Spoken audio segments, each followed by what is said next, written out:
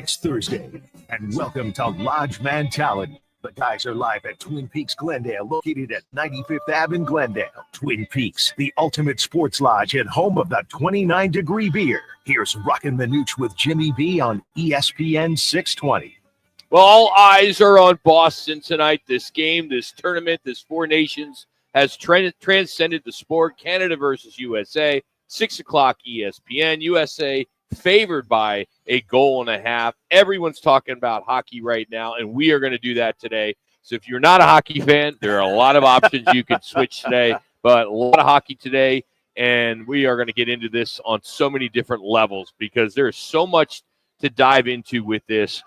There's the political aspect of it. There is the fact that these kids have been playing against each other since they were little kids, like you just heard the World Juniors chant there. These are young guys, young kids, young men that have had, tough times against Canada.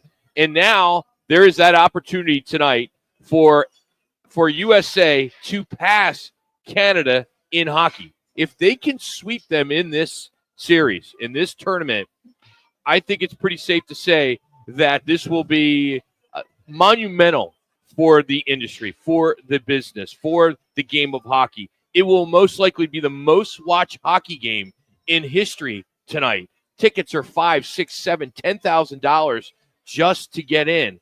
And from the hockey purists or the hockey fan in general, it's hard not to get excited about this.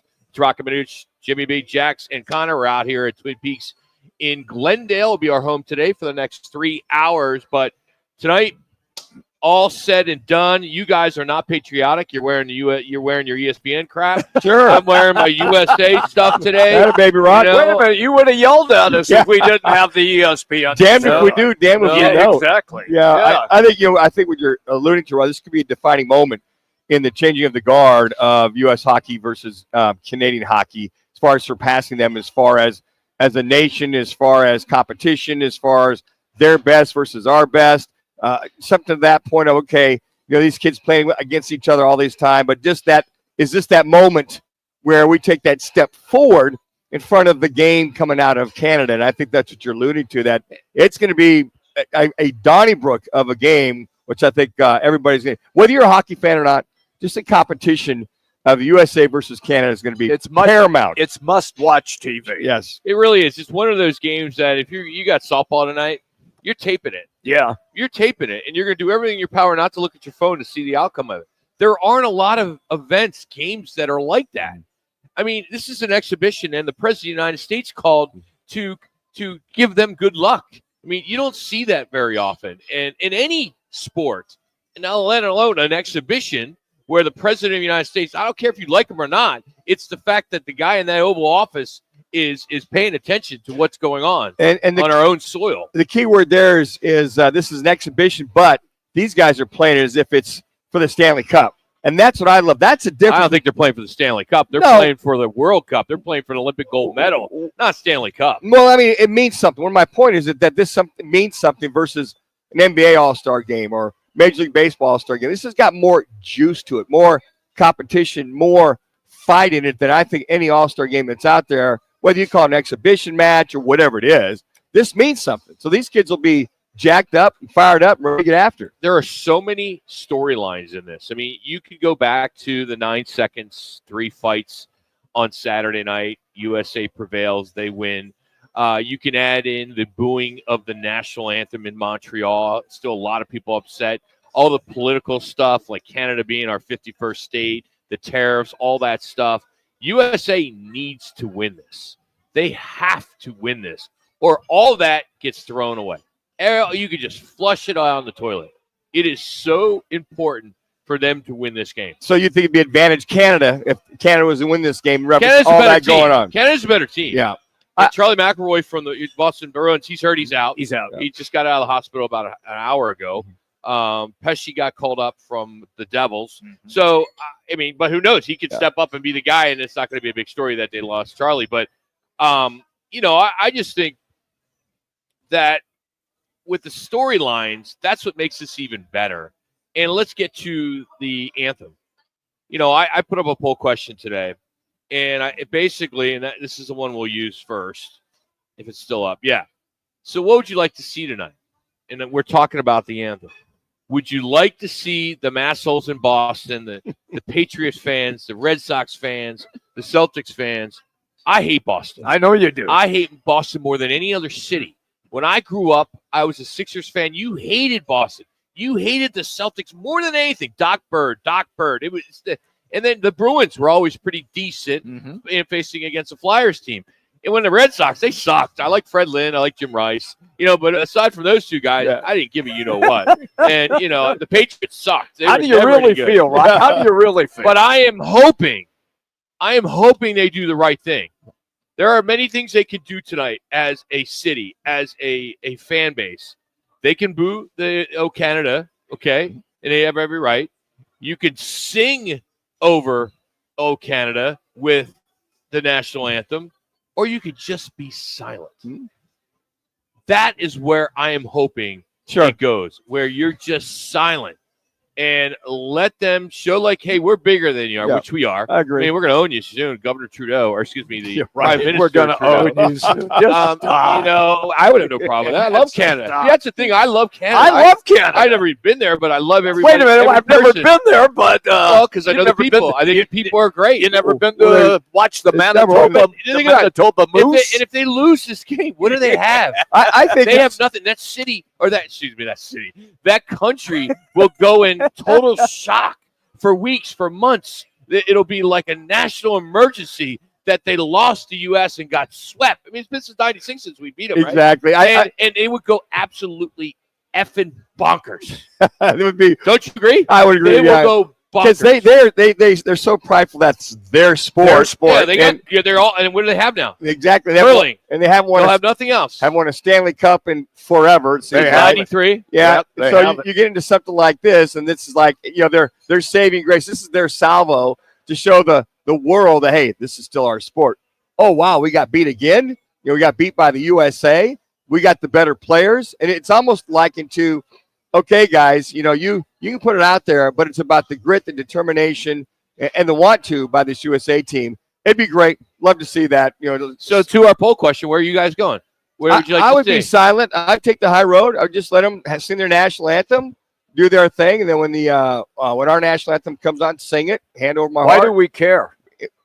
Well, it's kind of why do we care about the anthems when it should be about the game? You got to get Mitch. This is a guy that doesn't want to shake hands. Yeah. So why don't you sit this one out? Yeah. No, I'm not sitting. I mean, you're a guy that you don't even want teams to shake hands. I don't.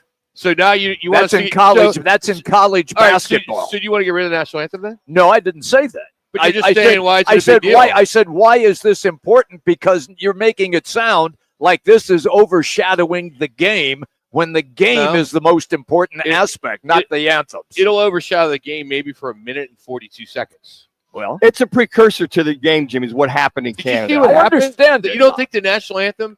No, there are guys that came out and said, we fought because we got booed. That's exactly it. Our anthem. Well, I can tell you this. So it means something, Jimmy. For the guy with the orange hair pissed everybody off in Canada, and so that was what they responded with. I understand that. I didn't like it. Time out. I didn't like it. That's fine. I didn't like it at all. What are you talking about? Who's in Canada has orange hair? No. It's about Trump. By Trump. Oh, that what you meant? Yeah. So you are probably one of the most disrespectful guys I know about our president. I am. You really are. I am. And you don't have to vote for him, but you should respect it. But you should respect the office. If he were here, I would shake his hand. But you call him the orange guy in Canada. Yeah, damn right I would. Yeah, because of this is ridiculous. What does this have it's to do ridiculous. with him? 51st state. Come on. I think give me a break. See, you've never been the big guy, so it's kind of cool to be the big guy and be, hey, we own Canada. Well, no, I'm just a fill-in guy. You guys want to jump on and be her 51. Why not be I'm just a fill-in guy on the show. I don't know being the big guy. Here's why I think it's important. It's being respectful to each other's countries. And then when they boot it, for whatever reason, they have the right to do that. It's just right. Exactly. We all do. But I think that on top of that, it mattered to the USA players that, wow, we come here. And the one thing we try to do, we always hope, is that sports and politics separate each other. Never will. We always say that. You say that more than anybody I know. It doesn't apply. No, I know, Rock. I'm saying, but that's why, again, so it threw itself full force into when they started doing the national anthem. So the players go, okay, I guess game on, since we can't. The countries can't separate. I guess we got to stand up for our country, You and fight for that's why you don't fight for your country. If you're in a Yeah. bar and you hear somebody ripping the United States, you don't know where they're from. Sure, You're sure. going to defend you're going to defend it, aren't you? Yeah, Damn- and damn that's right. That's why I think it's one of those things where Rock put this is it means something. It's just not other booing. No big deal. It's like wow, It's a backdrop to the game. Yes. Yeah. It Okay, is. but it's it's a secondary to the game. But it's such a big topic for us to talk I about. get that. I understand it. And I see why you put it on the lineup for people to do that. But for me, it is secondary to the game. So you rather talk about the 3 keys for U.S. to win? No. Or the 3 keys for Canada to win. I will later on in this conversation. But if you're keeping it where it is right now, I'm going to vote for silence. You don't think that I'm going to vote for silence. this has been a strong, I'll say a very strong rivalry, right? Canada versus USA. Unbelievable rivalry. But wouldn't you agree? Yeah. Over the course of a week, it has escalated to another level because of some of the stuff off the ice. Yes. Sure. Wouldn't you think because of the stuff off the ice. well, yes. That's it. To the Canadians, it has Rock. Yeah. To the Canadians, but not to us. Oh, I know it does. We don't need Canada. They need us. We don't need them. Well, No, stop. I don't care what you're going to say right now.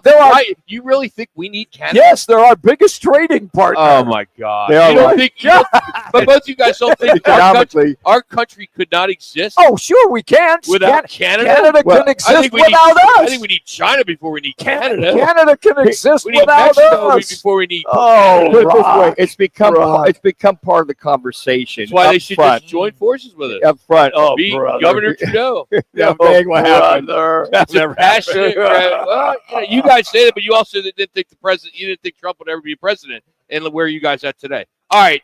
Speaking of politics and sports, Time Magazine. This is going to be up Jimmy's alley. Did they get it right or did they get it wrong? Who the Woman of the Year is on the cover? It's an absolute friggin' joke. But Jimmy may agree with me on this one, but maybe not because it's political. It's Roc and Manuch, Jimmy B from Twin Peaks.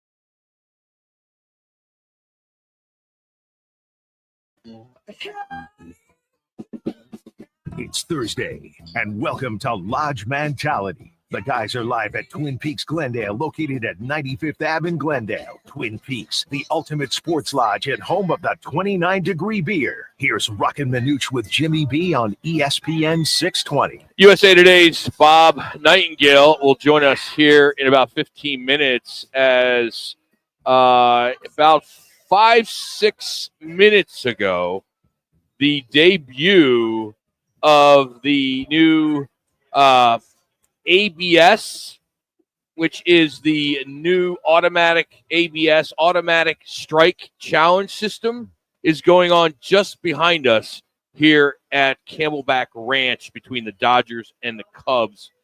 And we will talk to him about that. There are 13 spring training sites, over 60% of the Cactus League and Grapefruit League, that are featuring the new automated ball strike challenge system. So we'll talk to him about that. It's pretty cool stuff as they were testing it yesterday, and you probably saw it online. It was everywhere. All right. Time Magazine has picked its selection for the 2025 Woman of the Year. And I'm assuming it's the person I think it is. I'm assuming it's not that person. Because I'm making a big deal about it. Yeah. But let me kind of back up somewhere here, because I want to basically define what the Woman of the Year is. Criteria? Somewhat of a criteria, Okay. kind of like your clipboard report. Got criteria. In my mind, it sure does. And it's basically, of course, this person is always will be on the cover, right? Which is always a big deal. Okay. It's usually something that will sell. All right, you know, they gotta sell magazines to make money, which is big. But they are also trying to fulfill, you know, checking a bunch of the boxes. Mm-hmm. All right, checking certain boxes on what this person has done in the world, in the country, how influential they have been, have they moved the needle. What they have done, groundbreaking achievements. What else? Maybe something that they advocate. Advocate. You know, Mhm. Yep. basically positive impact or influence on the world. Well, they decided to go with WNBA player Jahan Wilson instead of Caitlin Clark. You got to be kidding me. Yeah. Come on. Seriously? Asia Wilson. Asia, see, that's Asia. I don't even know how to say her freaking name. Yeah, Asia. I didn't even know who it was when you said that. Well, Asia Wilson. I'm trying. I'd be very curious to see the paragraph as what has she done? Outstanding player. Don't get me wrong, but I mean, what has she done to impact, influence, change a complete league versus Caitlin Clark? Yeah. I guess I like to go into that room and see how they break it all down and really say, okay, you're going to pick Asia. Why? How come? And so where does that fit? So let's take the two. Take Caitlin, take Asia. Let's do the pros and cons. Do the checklist. You know, Well, Asia Wilson was the MVP right? of the I league. get it. All Got right. it. Got A that. league that nobody watched until Caitlin Clark. Exactly. Showed up. That is correct. That's the key right So there. and also Jordan Childs, the gold medal gymnast. Giles, yep. So it's those two. So both of them. And here's the part that kind of just I don't understand. It's the 2025 Time Magazine Woman of the Year, but Jordan Childs won the gold medal in 24. Wilson won the MVP in 24. Correct. What was going on in 2024? I think It was Caitlin Clark. Yeah, I think it's a carryover because the other ones haven't even played WNBA yet. So it's the carryover from 2024 into this year. I think they're saying the 2025. It's based on the 2024 accomplishments. But I mean, when you have an individual come in and change the dynamic of a league to put on the map, to do all the stuff she does off the court, all the other things that she does, and it's almost to me, Rock. I have no problem. It's almost like a reverse discrimination to put that out there with Caitlin Clark. That's like fair. we're going to make a point that Time Magazine, 5 minutes. liberal, or whatever, that we're going to make sure. And I'm a believer in DEI, not first and foremost. But this is like we're going to it'd be very unfair to Caitlin Clark and Asia if they did it because that sole purpose to put that on Time Magazine. Do they list her accomplishments? Do they list Asia's accomplishments? Oh yeah, just the typical stuff. Okay. MVP. Okay. All right, just what we whatever already team talked she about. played for But Vegas. Or something. nobody's ever flipped a league like Caitlin Clark did. So how much? She should be the face of the magazine for 2-3 straight years. Sure, absolutely. If it's a Woman of the Year, and if they're going down that road, and it's got to be sports, she's done more for kids, boys and girls. I mean, everywhere. She's changed the whole everywhere. sport. Absolutely. You can make an argument because of what she's been able to do at Iowa and what she did in the WNBA in Indiana that she's changed other sports. She has. Because it's created a big microscope on that sport. You know, and again, it's almost as if, how can this rookie come in and be the female, the top female athlete? She's the face of the league. No, I know, but I'm just saying that, it's kind of like. Is Wilson a rookie? No, Wilson, no. She's been a veteran. So it's almost like, well, it's kind of like the proverbial, well, they shouldn't make the All-Star team because of why? Well, she's got her in her stride. She's a rookie. It almost likens this, well, how can we put this rookie that just came in on Time Magazine versus Asia, who's been part of the league? She's been doing it for several years. You see what I'm saying? It's almost like they're penalizing her for being that rookie that came in and changed the league, changed the face. I don't know. This one to me just it doesn't smell right. It smells bad. It doesn't smell right. And I agree with you, Rock. It smells bad to me too. Yeah, and there are a lot of controversy when it comes to Time Magazine. The thing is that magazines aren't as popular anymore. You would go to your office if you lived in the city, and you go to the newsstand, and you would see U.S. News, you'd see Time, you'd see SI, you'd see all the magazines that you were always anxious to see what the cover was. Sure, right? Especially Sports Illustrated. Yeah, that was always one. I mean, I have every Sports Illustrated from I want to say 78 to 88. Wow. I have a couple swimsuit issue covers. You would, Jimmy. You got them in your bathroom. Yeah. But it's one of those things where I think that if they're going to do this, stay out of the. Well, it's always political. But I mean, you guys don't like Trump. He was on the cover. Yeah. He was man of the year. But I think you got to look at whatever that person accomplishes, right? And what she's compared to. Yeah, I get it. I look at Wilson's what she's done. Okay, she's probably done some good things, but she has not to Caitlin Clark. Yeah, right? I just that to me is it just that there seems like there's some. You hope that at least some of these man of the years, woman of the years, whatever. There's not an ulterior motive. This one smells ulterior motive to me, at least, my opinion. So it says Time Magazine determines its Woman of the Year by selecting a woman who, in their editorial opinion, has had the most significant positive impact or influence on the world during the year, focusing on leaders who are using their voice to advocate for a more equal world, often highlighting their actions in areas like activism, social change, groundbreaking achievements across various fields, and the final decision is made by the magazine's editor. I think that actions can speak louder than words, and you see what Caitlin Clark did. To your point, Jimmy, getting more kids involved. Bigger than her in any sport. Yeah, and more. The girl can't go anywhere. Yeah. She can't go anywhere. She draws a crowd. And getting more. Let me ask you this. Do you think she should say, I'm not going to play in the WNBA? No. She's only making $80,000. Well, she makes 10 or 12 million. Her base is 78. That's the WNBA. Rock, no, that's her goal, and she stated this many times while she was playing at Iowa. Her goal was to get to the WNBA. That was her goal. She wanted to play professionally, and now she is. If people don't like it or not, she is the face of the league, and the television ratings, the arenas when she's on the road, they sell out. You can't get a ticket. Hell, when the Washington team and Caitlin Clark went there, the Mystics play in a 10,000-seat arena. They had to move the game where the Washington Wizards play to a 20,000-seat arena, and they sold that out as well. I'd make an argument she's the face of women's basketball. That's more than fair. Sure. That is absolutely the Michael Jordan of basketball. I would agree. Yeah. And she can't get on the cover of a freaking magazine. Yeah. There's something there. Yeah. Hey, today is the first day of spring training, the first Major League Baseball game to feature the automatic ball strike challenge system. It's going on right now here in Glendale at Camelback Ranch. We're going to catch up with USA Today baseball columnist Bob Nightingale, which I'm assuming he is in the press box, so he's going to give us a few minutes. But first, here's Jax with your first ESPN 620 local sports update.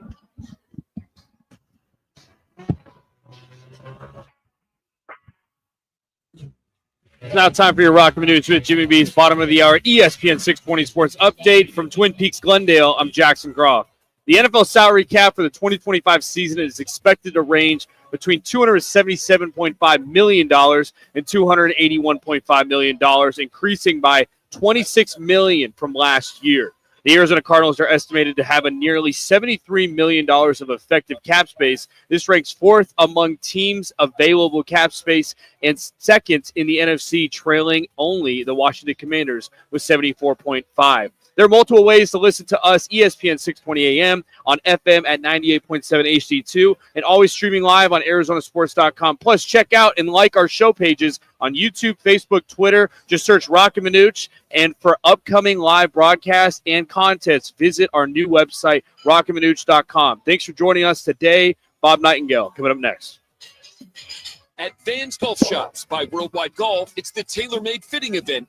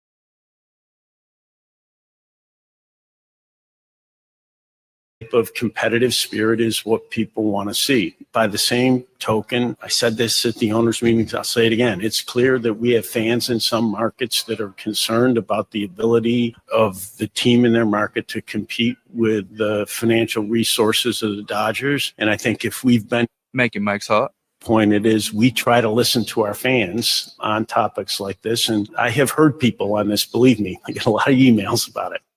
Rob Manfred, that is, commenting on the LA Dodgers as the Dodgers and the Cubs are underway right now in our backyard here as we're coming to you live from the Twin Peaks in Glendale. Joining us from the ballpark, Camelback Ranch, Bob Nightingale, USA Today. Are you happy to finally get to actually watch some baseball, Bob, since you've been talking about it for the last 6 months? Yeah, so the first challenge by the Cubs pitcher, Poteet. It's a little history for the first automatic strike zone, and he challenged and won. So what do you think? How that's going to fly? I know there's 60% of the Cactus League and Grapefruit League. They're going to feature this. Do you think this is something that could stick? I do. I think MLB wants to stick. Never know. I mean, this is pretty much for gambling. Not now with automatic strike zone, you're able to gamble on every single pitch. So it's not about the umpires. It's really about gambling and get more money. So who can initiate the challenge? Is it just the guys on the field, the baseball? I'm sure. Excuse me, the batter, the catcher, the pitcher. The manager can't. Right. Yeah, just the first three. Okay. Batter, catcher, pitcher. And that's it. And then that's why the pitcher did it today with Poteet with the Cubs. But yeah, I think he averaged about 3.9 challenges a game at AAA last year. Okay. And how many do you get per team?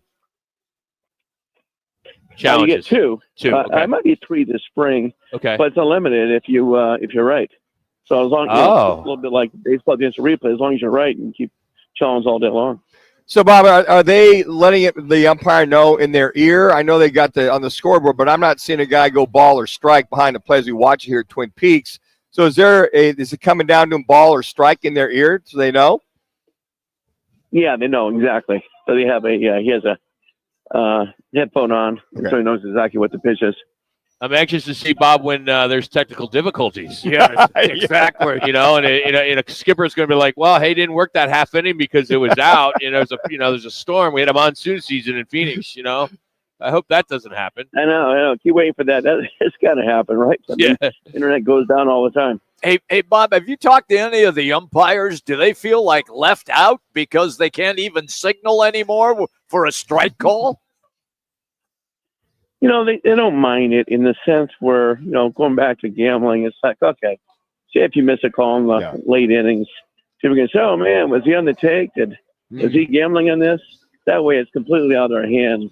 So if there's a blown call, they're not blamed for it. So, Bob, as you heard Bob Manfred talking about, is it fair that the Dodgers are spending another, $400 million a year per se? Who is the complainer? Is it other owners?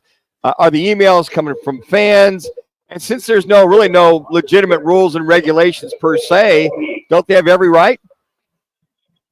Yeah, I mean, every owner can spend what they want. There's no salary cap. Yep. Yeah, it's like back in the day when the Yankees are big complaining about George Steinbrenner, that sort of thing. Same thing now, and we'll see. If the Dodgers win, 5 World Series in a row, maybe people have a valid complaint. But it's a little early to say that they're going to have that much bigger advantage than everybody else. Just in baseball with the playoffs. I mean, as great as Atlanta was all those years, they just won a World Series during that time. Speaking of the Dodgers, did they reload this year? They took care of their guys, bringing a guy like Kiki Hernandez back and some of the other young guys, and bringing a guy like you look at Ohtani going to be pitching and Sasaki coming in. I mean, did they reload? They're ready to go for another title? Yeah, they're a better team than last year. I mean, last year, that's when they're vulnerable. I mean, the Padres should have been in the first round. They had them, 2 games to 1. Dodgers used a bullpen game. Padres at home let it get through. I think if the Diamondbacks had made the playoffs, they would have had a chance to knock them off. But now, they have 8 or 9 starters, so it's a whole different animal. I mean, they're better than a year ago. Bob Nightingale's our guest on the Right Toyota guest line. Take me then to the Diamondbacks. You just referenced them. So are they in the hunt along with the Padres to finish second, at least, in that division? Yeah, most definitely. I would think they'd be favored to finish second. I think on paper, they're better than the Padres are, particularly adding Corbin Burns. And the thing about postseason, if you got the right pitching matchups, you can knock off anybody. So if you're the Diamondbacks, you certainly like the fact you can go, Corbin, Corbin Burns, Galvin, Kelly, and Rodriguez, and Bott, Montgomery. You can win a short series. Is that the best rotation in baseball, Bob? At least on paper, Phillies are very strong too. It's really right up there. Okay. Yeah, you can make the argument top 3 or 4 for sure. How much of the Corbin Burns signings was they wanted to stay here in the Valley? I know his wife played a big part in that, the family. So did they get maybe a hometown discount without him being on the team? Yeah, big time hometown discount. He would have made more money easily if he had stayed back east. Toronto, Baltimore, maybe even Boston. But by living here and stuff and having 2 twin girls, you want to stay put. So, yeah, that's a smart move by the Diamondbacks. They'll not only get the best free pitcher out there, but it gives them protection for Zach Gallen, who's a free agent in the year, who's from the East. So I think it's probably unrealistic to think that they're going to lock. You're probably not going to lock up 2 pitchers over $200 million apiece. Bob, we watched Corbin Burns from a distance. For those that you've watched him intimately over the last several years, what is it about his game or his pitching that a lot of Diamondbacks will notice or be impressed with? 3.5 minutes. Just a steady guy, a real horse. Kind of reminds you of of what Schilling and Johnson did back in the days, where you just go deep in the games. Where you're going, 6, 7, 8 innings, sometimes 9. Giving you 200 innings, but always giving your team a chance to win. He's not one of those guys that are up and down. It's been top 5 or top 6 in Cy Young race now for about 5 years. So just a consistent winner. Appointment baseball, would you say? Like a Johnson or a Schilling, where you got to watch because they're pitching every 5 days. Yeah, I mean, not like a Johnson where you might see 20 strikeouts or something like that. Yeah, that kind of thing. But just a workhorse. More like a Garrett Cole type guy. Got it. Can shut you down without being having huge gaudy numbers. Last one, Bob, and we appreciate you taking time, especially on game day in the press box. Myself, as a former PR guy in baseball, I'm anxious to know what the pregame food was there at Camelback Ranch. What are they taking? How are they taking care of you guys? I wish I could tell you, but there's so many people here in the concession stand for so long. I couldn't even get near a hot dog or hamburger. So yeah, I have no idea. There's still a huge line.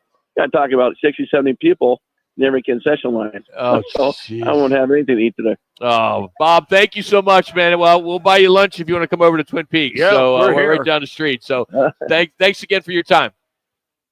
All right, sounds great. Take care, guys. Bob Nightingale, USA Today.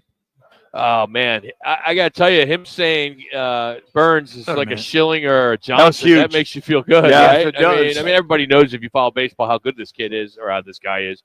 But for him to 200 innings and be that workhorse, man, that would be outstanding. It's so good to have a guy that can get beyond the 5, 6, 7 innings, want the ball in the 7th inning. Well, you could have made a case that Jordan Montgomery last year would have been that guy. Sure. And we may still be able to see that from him. Well, but he's a good pitcher. Well, he might be the 6th guy. He might be a long reliever. Now, when you look at this lineup, they're not going to go 6-man rotation. They'll go 5.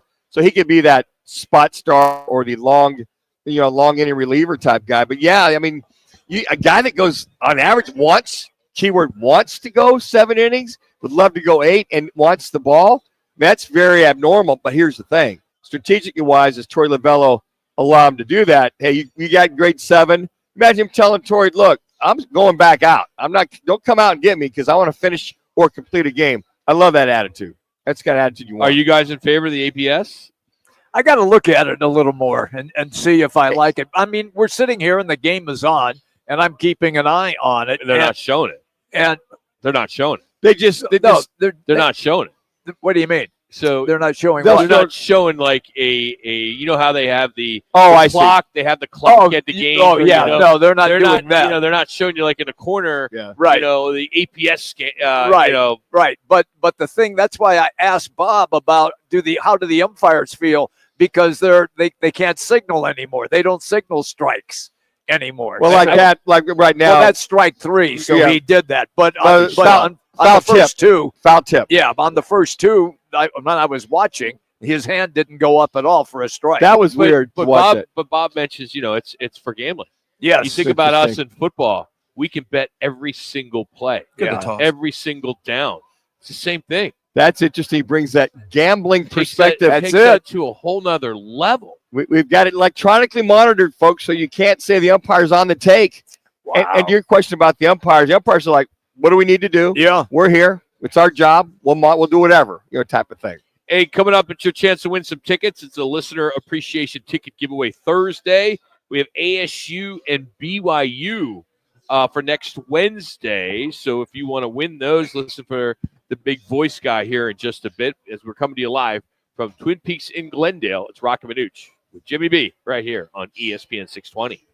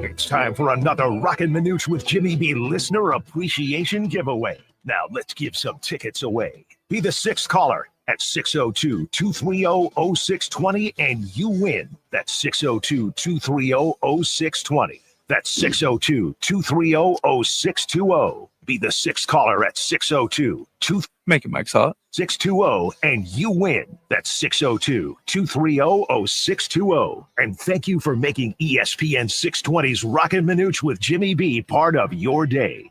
All right, those are for ASU BYU tickets for next Wednesday as we are getting closer to the end of the basketball season and the fate of one Bobby Hurley. So I'm sure this is going to be an interesting, maybe a quick offseason or a very long offseason. So we'll have to see how that all plays out. But as we get to on this day is today is National Love Your Pet Day.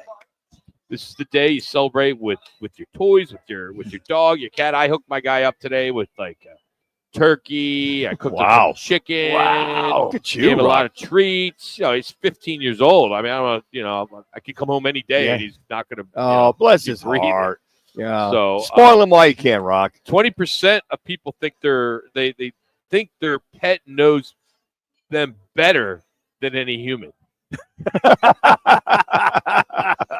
Could be right. I would say about dogs. I mean, they're pretty perceptive. They pick up a lot of They stuff. do. They know the habits of the house, and they know how to get to you as far as coming up to you and wanting a treat or what have you.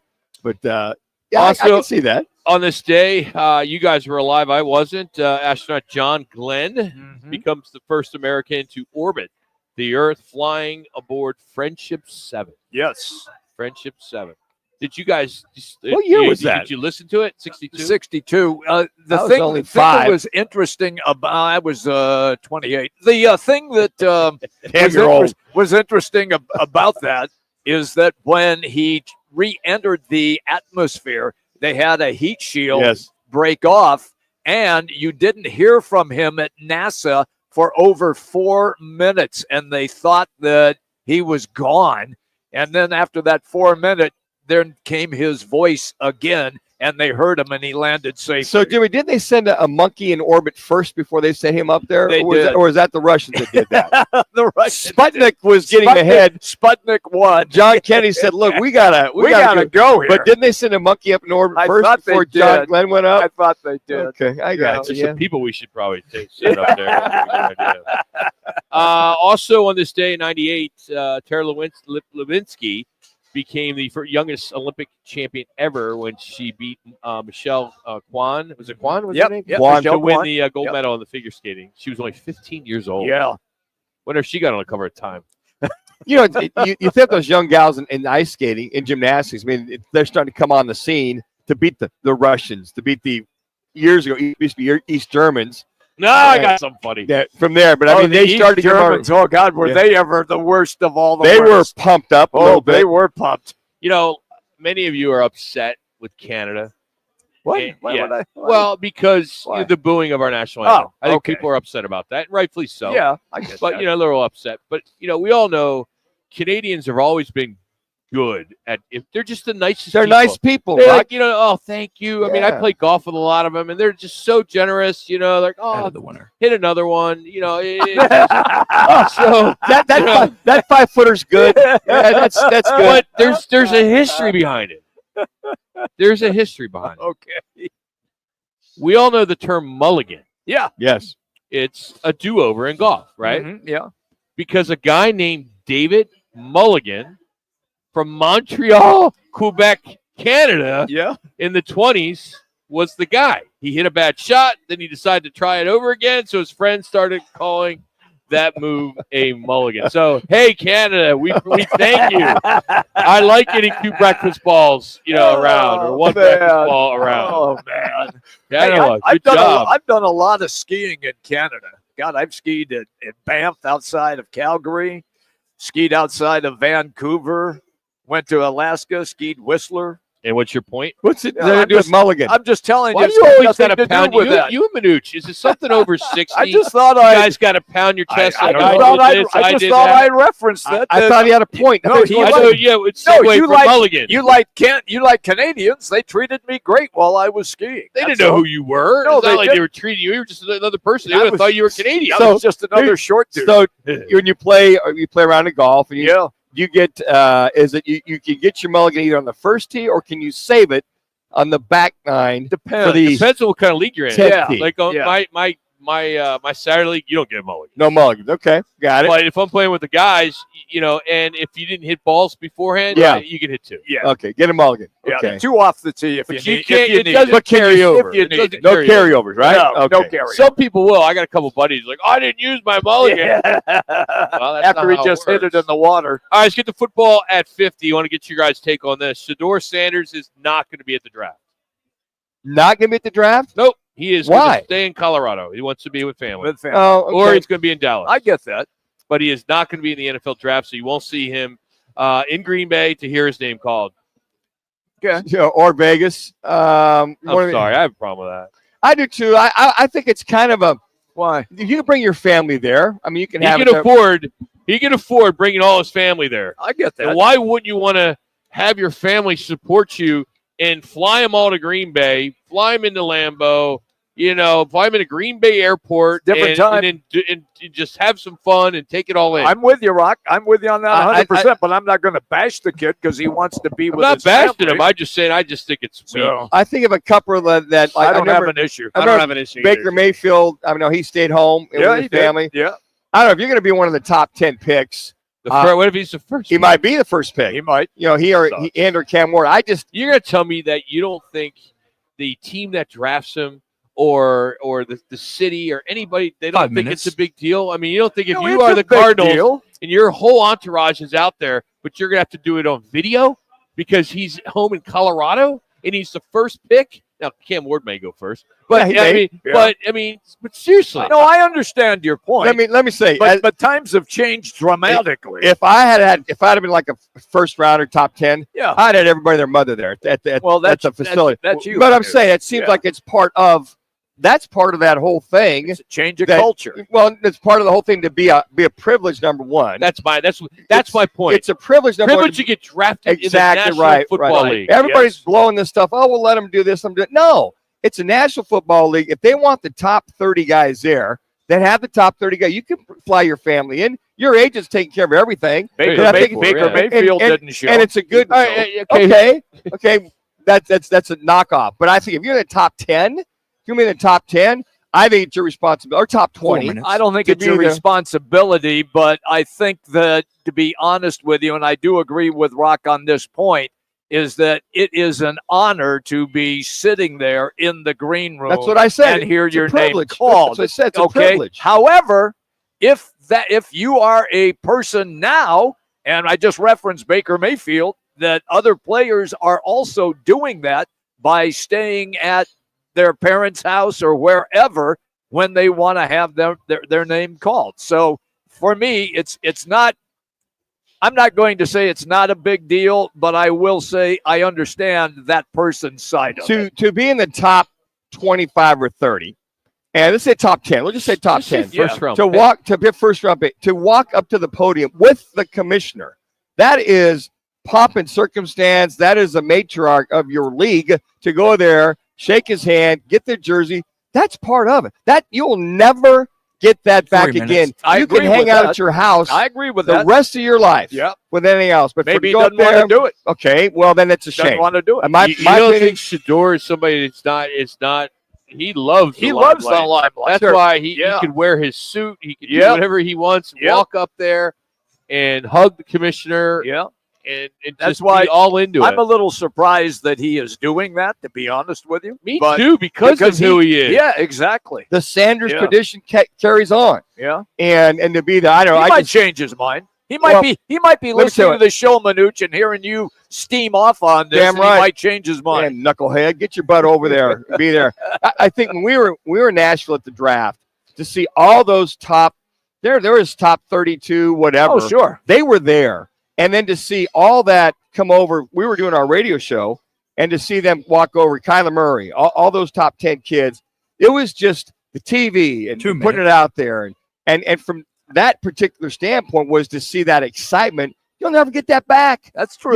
You'll be 20 years from now going, damn, I wish I'd have been there when they called my name number 3. You think Baker Mayfield wishes that he would have gone? I haven't heard him lament about that at all.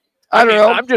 It depends where he. It's what they wanted to do. I don't like it. I'd like to have him there. I agree with that. Why won't you take it? You don't like it, but one side or the other. No, because I'm not in between. I'm not riding the fence. That is his decision. No, because you don't like it. It's his decision. But you don't like it. That's me personally. I don't like it, but it's his decision. I'm confused. I'm not confused. I know exactly what I'm saying. I know you do, but people listening don't, because you're basically saying, I don't like it at all. I wouldn't be in favor of it, but I'm okay he's doing it. Yeah, I am. I'm not okay he's doing it, and I don't like it. That's fine. Decision. I just think it's for those top guys to be there. And to be maybe a lot of them are going, well, Aaron Rodgers was 20, whatever. Well, so what? You hang out in the green room, yet your name got called. Yeah, eventually. Yeah. Hey, National Margarita Day is coming up on Saturday. You can celebrate National Margarita Day here at Twin Peaks. Refreshing margarita specials. Prices starting at just $5. So check it out. All 5 locations. Twin Peaks here in the Valley of the Sun.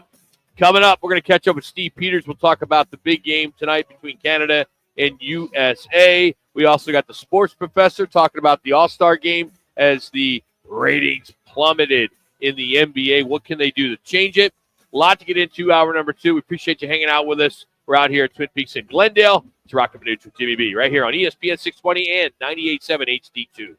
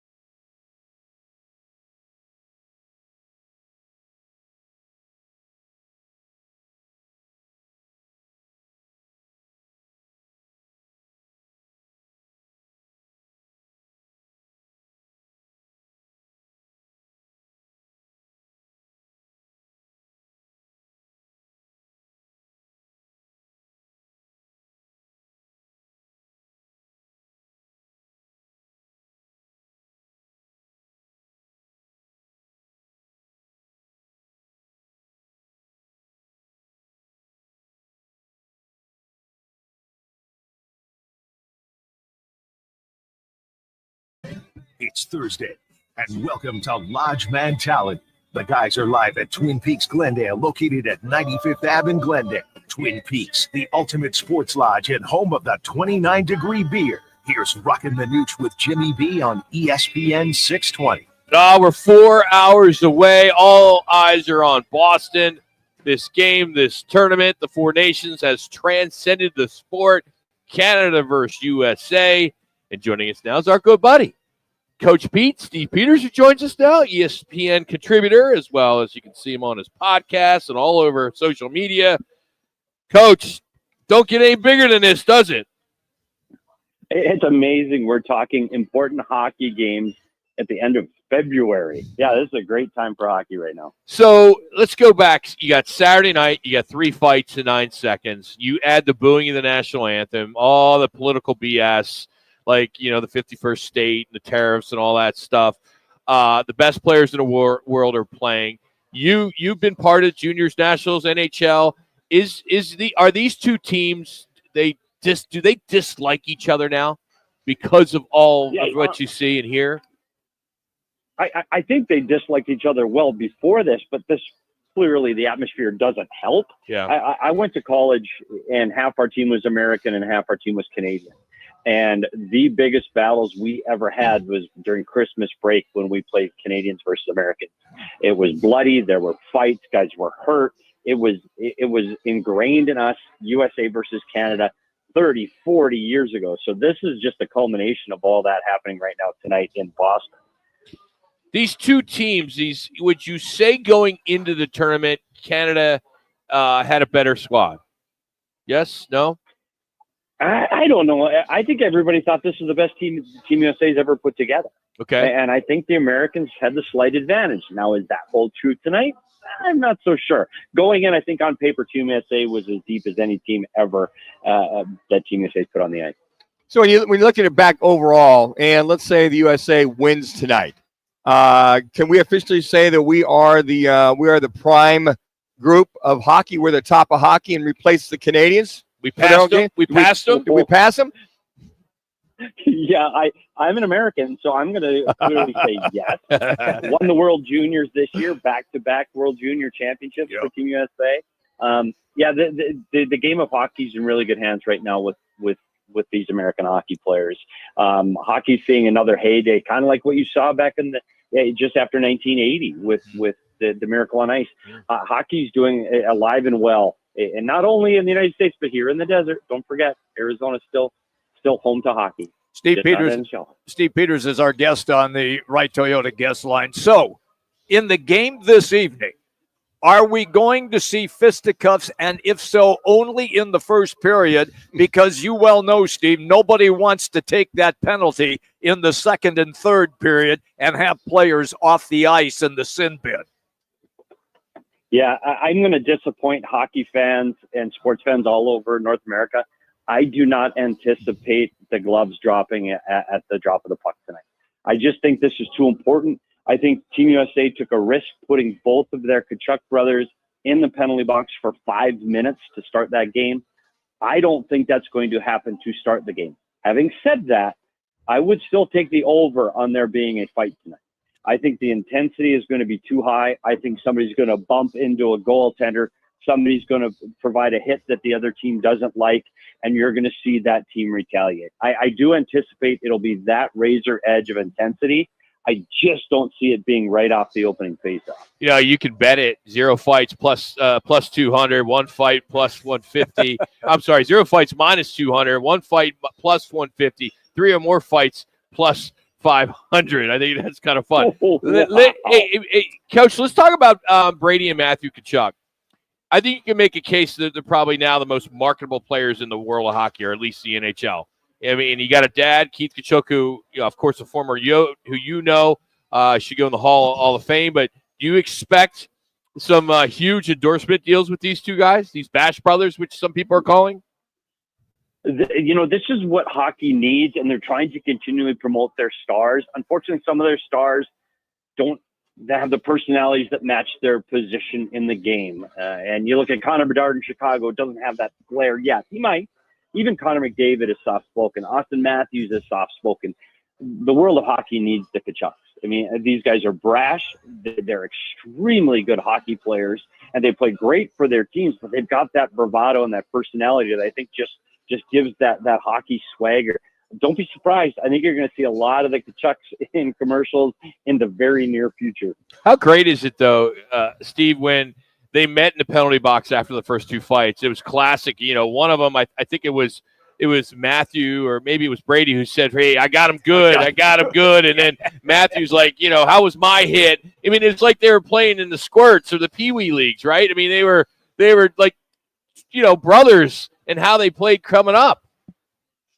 Yeah, you know what it is? It's Slapshot. And if you, I know the old 70s movie, you watch the Hanson brothers, that's them. Except they're also extremely skilled. Like, they're just so excited to be on that ice. And I tell you what, when they play for their team, they represent their team. They play hard. That's why Matthew won a Stanley Cup. The kid competes incredibly hard, just like their dad did here. Like, that was Keith Tkachuk. And a lot of people don't remember him as a player. That's exactly how he played. And he played with a lot of ego and I'll say arrogance, but he was good enough to back it up. And I think these two kids are the same, and expect them to be the leaders emotionally tonight for the Red, White, and Blue. I really expect them to be really big and influential in tonight's game. How long do you think shifts are going to take? Do you think that they might go short for a while to try to conserve energy, or do you see some guys staying on the ice longer? No, this is going to be, I tell you what, this first 10 minutes is going to be crazy hockey. In that last time you saw the fight, I think this is going to be guys not wanting to make mistakes this first minute. I think it's go on, play smart and safe, get off the ice. I think you're going to see guys rolling through at least their first 2 or 3 shift rotations, getting on, getting off mistake-free, and letting somebody else get on the ice. I think you're going to see a really, and watch me be wrong, I'm going to say defensive battle for that first 10, 12 minutes, and then I think this game's really going to pick up. The offense on both these teams is just too good, and you're going to see a lot of offense, but I don't anticipate that in the first 10 minutes. And Steve, on your Twitter site at @SPetersHockey, you talked about that surviving the first 10 minutes, but you also talk about stay above McDavid. Define that. I like how you kind of broke it, but define that as far as the home run hitter for Canada, how you stay above McDavid. Yeah, it's one thing that the teams have not done well in this tournament. The fastest player in the world right now is Connor. 3 minutes. They stay above him. That means you keep your body between him and your goaltender. And the closer to him, the better. Because if he has time and space, meaning a lot of room between the next defender, he can get going from 0 to 60 in a hurry. So Team USA has to stay close to Connor McDavid. And what's hard is when you have to be on the defensive side or above that player in the offensive zone. And one thing when Dave Tippett would coach Arizona teams against Edmonton, it was you defend McDavid even when you have the puck. And if you don't do that, he's going to make you pay. And I believe that's the case for Team USA tonight. You have to be aware when number 97 Red is on the ice. 2 minutes. If he's on the ice and you have the puck, you still need to have someone close to him defensively.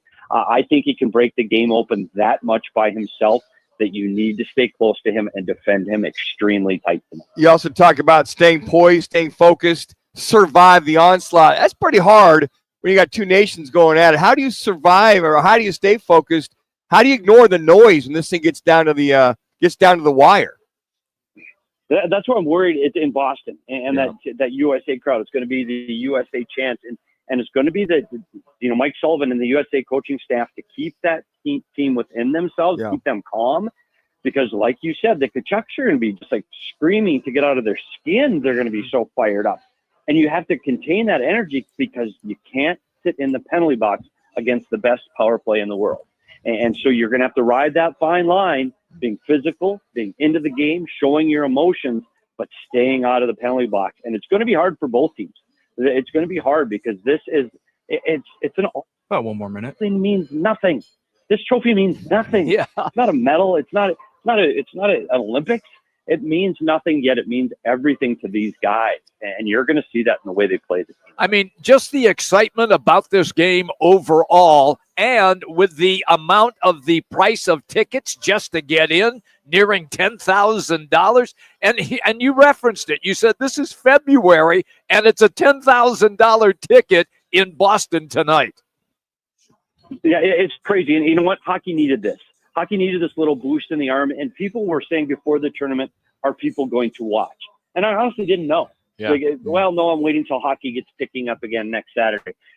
I don't know how many people are excited for Columbus, Washington next Tuesday. They're excited for Canada, USA on a Thursday night during the break.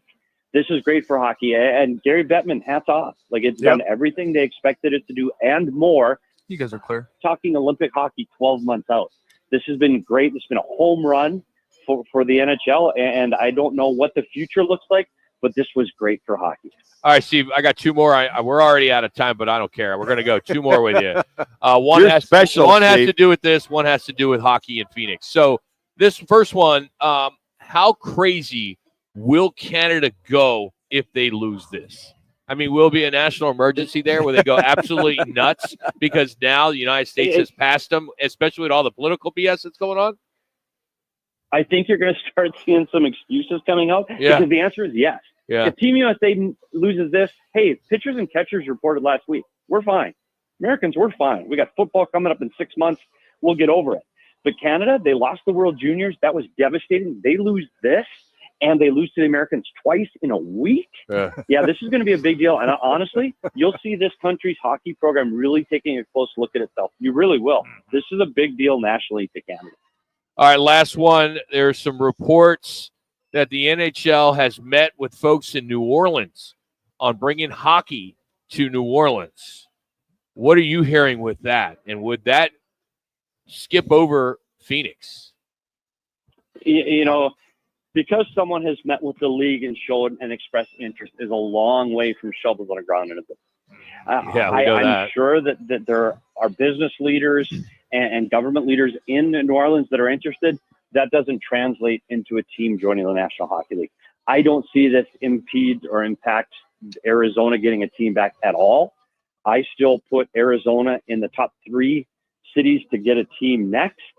And I don't think that has changed with the addition of New Orleans. And that's Houston, it's Atlanta, and it's Arizona. Whoever gets the operational building first gets the team first. And Arizona could be up and running as soon as 29. 29? It's 25. I know. 30, buddy. Let's go. Oh, jeez. No, but that's quick. That's quick. Not when I can, Rock.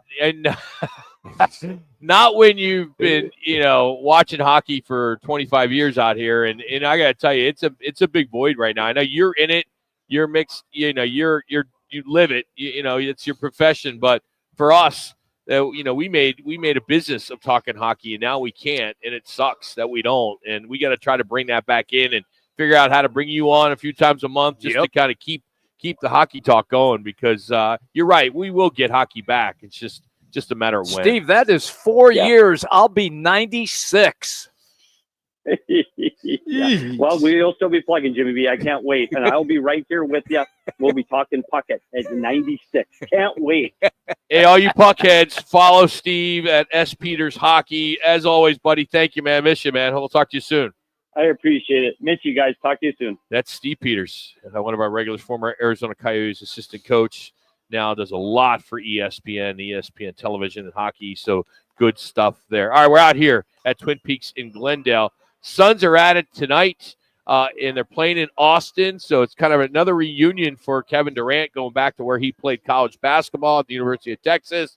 So if you're a betting man, you may want to go on your DraftKings app and really put a bunch on Kevin Durant, because he could have a really big night, especially now with Wemby out for the season. So we'll get into that next. Roc and Manuch with Jimmy B. Twin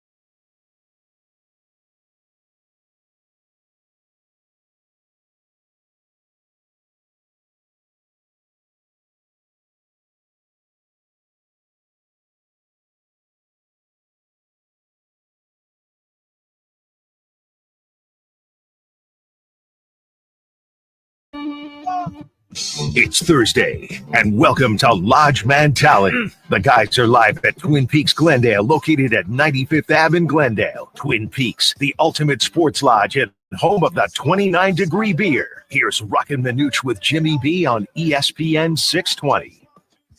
All right, Phoenix Suns are looking to make a second-half run, reach maybe the play-in tournament of the Western Conference. Maybe the play-in tournament. That hurts when you hear that, man. Hey, maybe the play-in tournament. He's not lying. No, I know he's not. So they entered the All-Star break on a 3-game skid, and they are in serious danger right now, missing this play-in game. We got a lot of basketball to play, but currently they sit a game and a half behind the surging Golden State Warriors. And tonight they are in Austin, Texas, the University of Texas campus, where Kevin Durant starred as a Longhorn there. Which makes this kind of interesting. Does he really care? Going back, when he went back the other day, at Golden State. I don't know the numbers. Did he put up huge numbers? I don't even remember. I don't remember how he did. I know he put up 37 against Houston in that last loss, but Devin didn't play. So here he is. He's got an opportunity to kind of shine there in Austin. 7:30 start. Mm-hmm. I don't think anybody's going to watch it because there's a hockey game on. Yeah, true. So, but tape it. There will be people. There are so many anti-hockey fans out there, and I get it. It's not for everybody. You don't need to watch. If you don't like it, don't watch it. Yeah. But Suns tonight. Look, people forget he only played 1 year for the Longhorns. That's it. Just his freshman year. That's Is it really a homecoming? So this is. It's nice. Listen to him, it sounds like it. Yeah. I mean, it's nice, but it's not that big a deal. It's not like he was there for at least 3 years and brought them a title.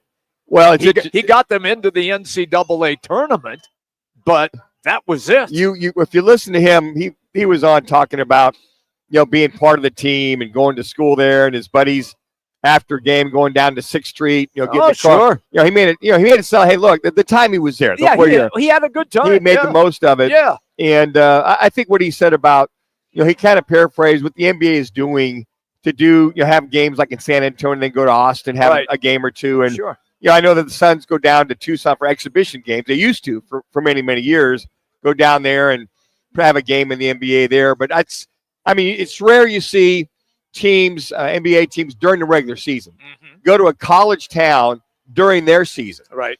So for him, it's kind of like the commissioner and those guys in the NBA go, okay, we got KD played at UT Austin. They're going to take on San Antonio. Let's move the game down there. And I guess all the folks in Austin, which isn't far from San Antonio. About an hour and 20-minute drive. If that. And go in there and kind of, again, expose the NBA. Sure. To a big town, huge facility, and work it from there. So this team, and now that Wemby's out with the blood clot, you just hope that he's okay. Exactly. To shut him down the rest of the year because it can be very, very dangerous. Now it somewhat does the Suns a favor by Wemby being out because he was averaging, 24, 25 points a game? Yeah, and double figures in rebounding as well, and he was averaging 3.5 blocks a game as well. So, I mean, he was really coming into his own.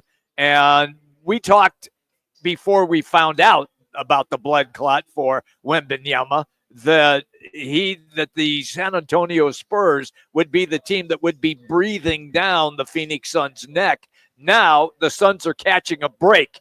You're not going to have to worry about Utah. You're not going to have to worry about New Orleans. Now you're not going to have to worry about San Antonio or probably Portland as well. What about Portland, Jimmy? Well, making a run. They're a much improved team. That young core has finally started to figure it out, and Chauncey Billups has turned out to be a very good coach for the Blazers. But I don't think they're there yet. So the onus is upon the Phoenix Suns to get into the play-in tournament. So they get the break tonight with Wemby not playing. So you would think they would. It looks like Booker's going to play. Right. It's like Bill right now is either questionable or out.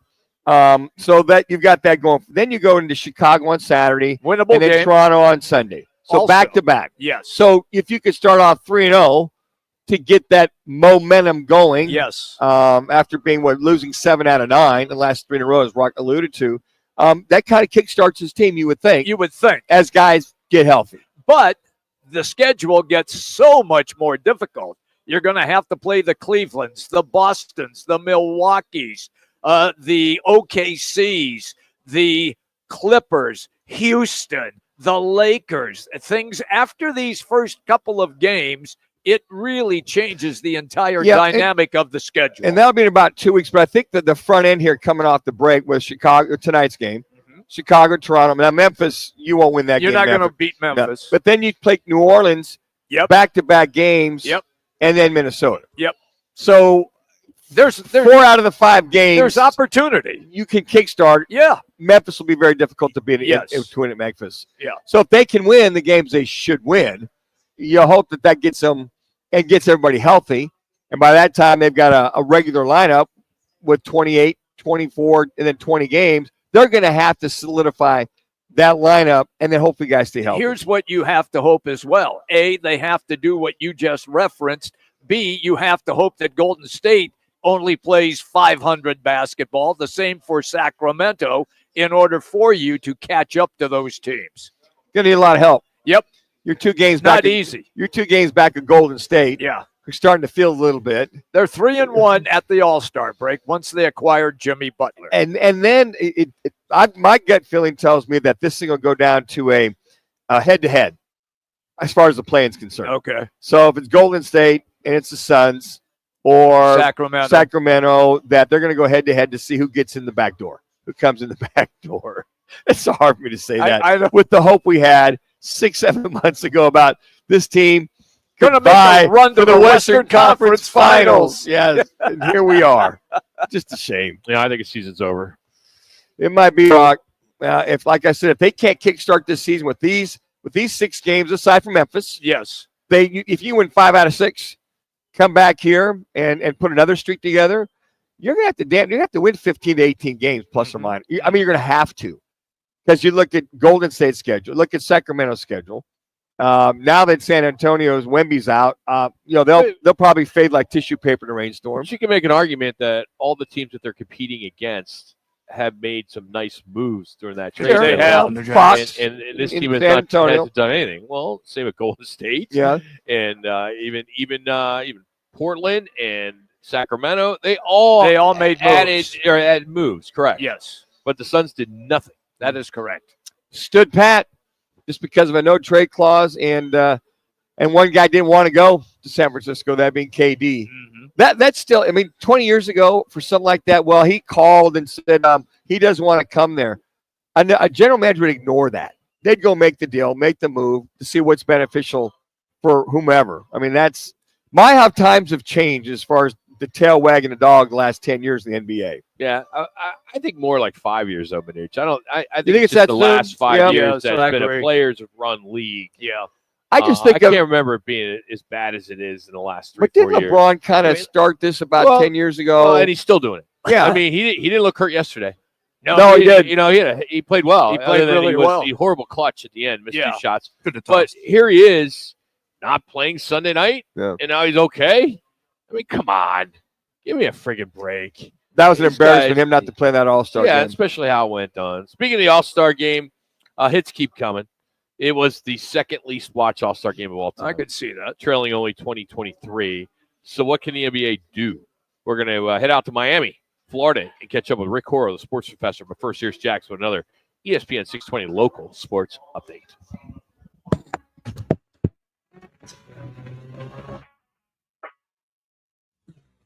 Now time for your Rock and Manuch with Jimmy B's bottom of the hour ESPN 620 Sports Updates. I'm Jackson Groff.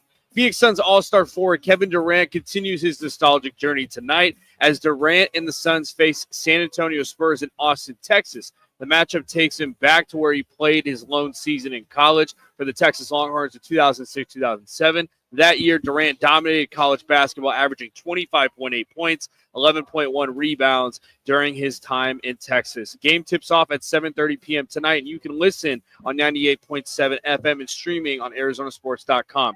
There are multiple ways to listen to us, ESPN 620 AM, on FM at 98.7 HD2, and always streaming live on ArizonaSports.com. Plus, check out our show pages and like our pages as well on YouTube, Facebook, and Twitter. Just search Roc and Manuch. And for upcoming live broadcasts and contests, visit our new website, rocandmanuch.com. Up next, Rick Hora. Life's a sprint, and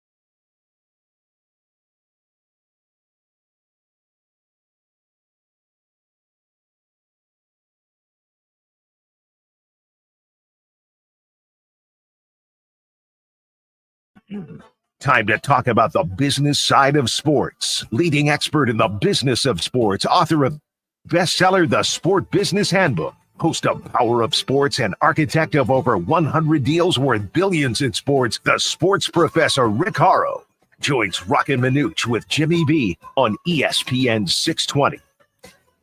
So the hits keep coming for the 2025 NBA All-Star Game as viewership was down 13% from the previous year. It was the second least watched NBA All-Star Game of all time, just trailing 2023, so just 2 years ago. And joining us now to talk everything when it comes to the business side of sports, Rick Hora. How are we doing, Rick? How are you, bud?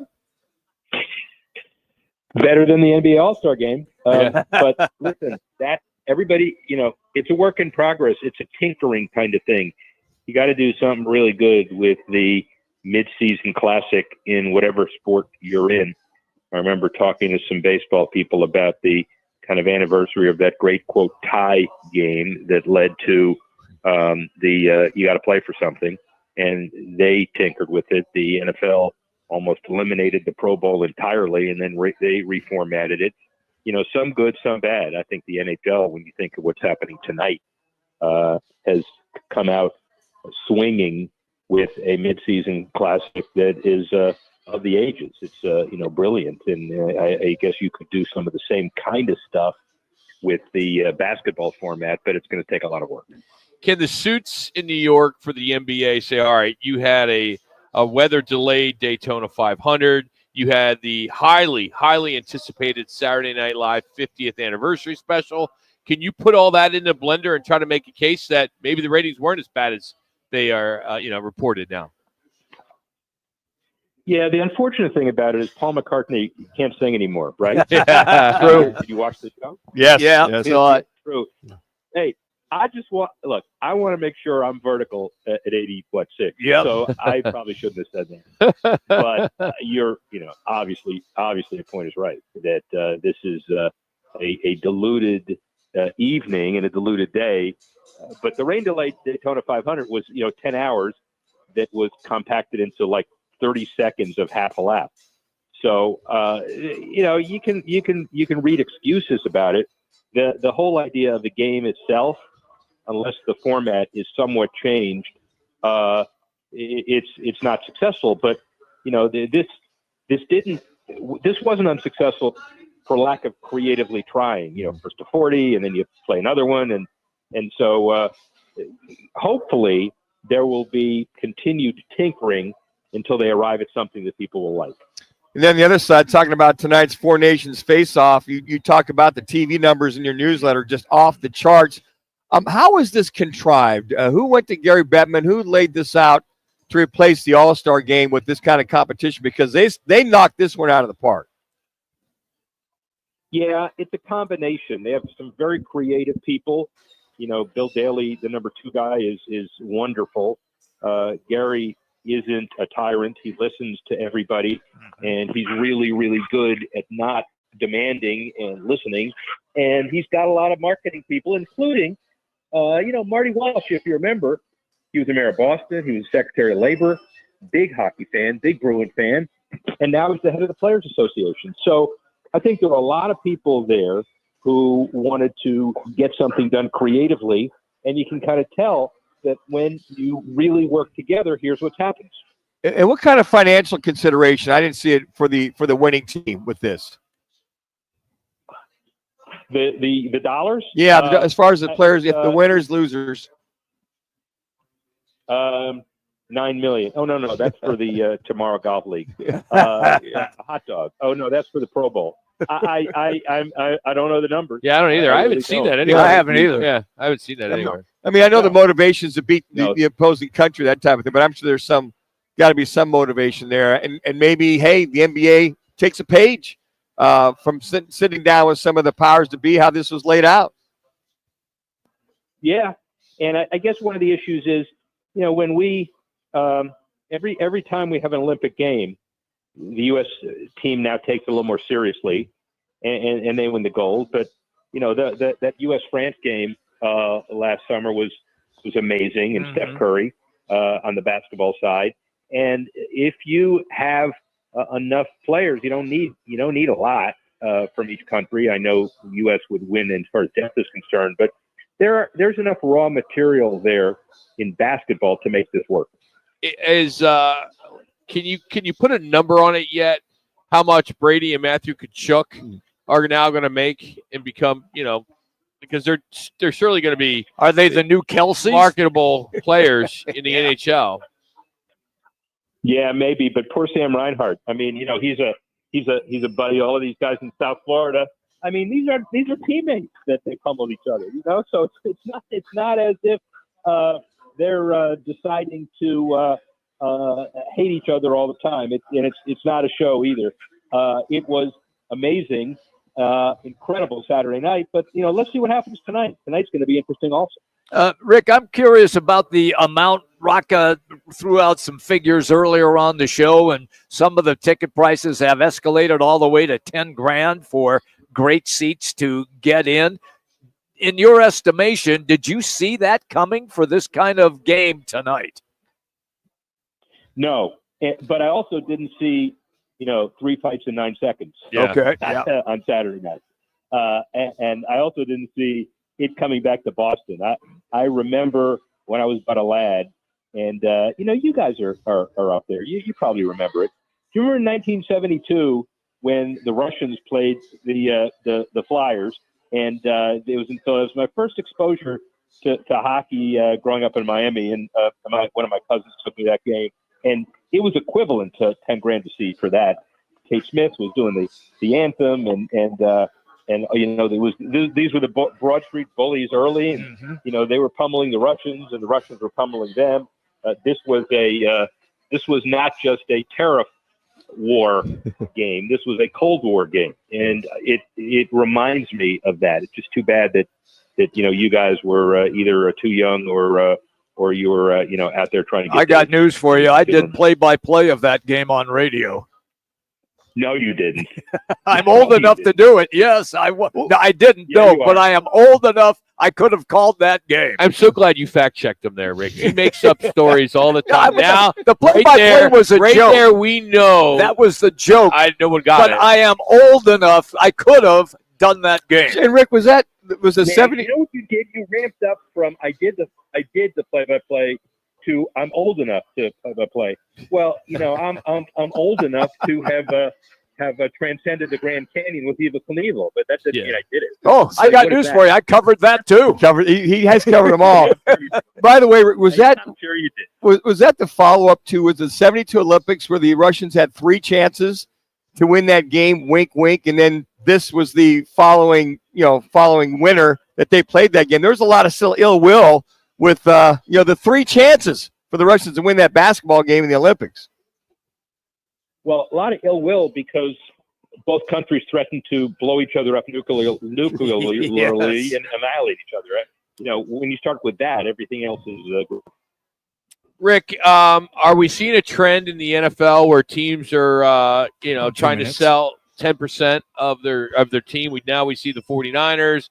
I believe last year we saw Dolphins, Eagles, Bills, Chargers were all weighing in on possible private equity deals. Is this something we're going to start seeing more of since the NFL approved it?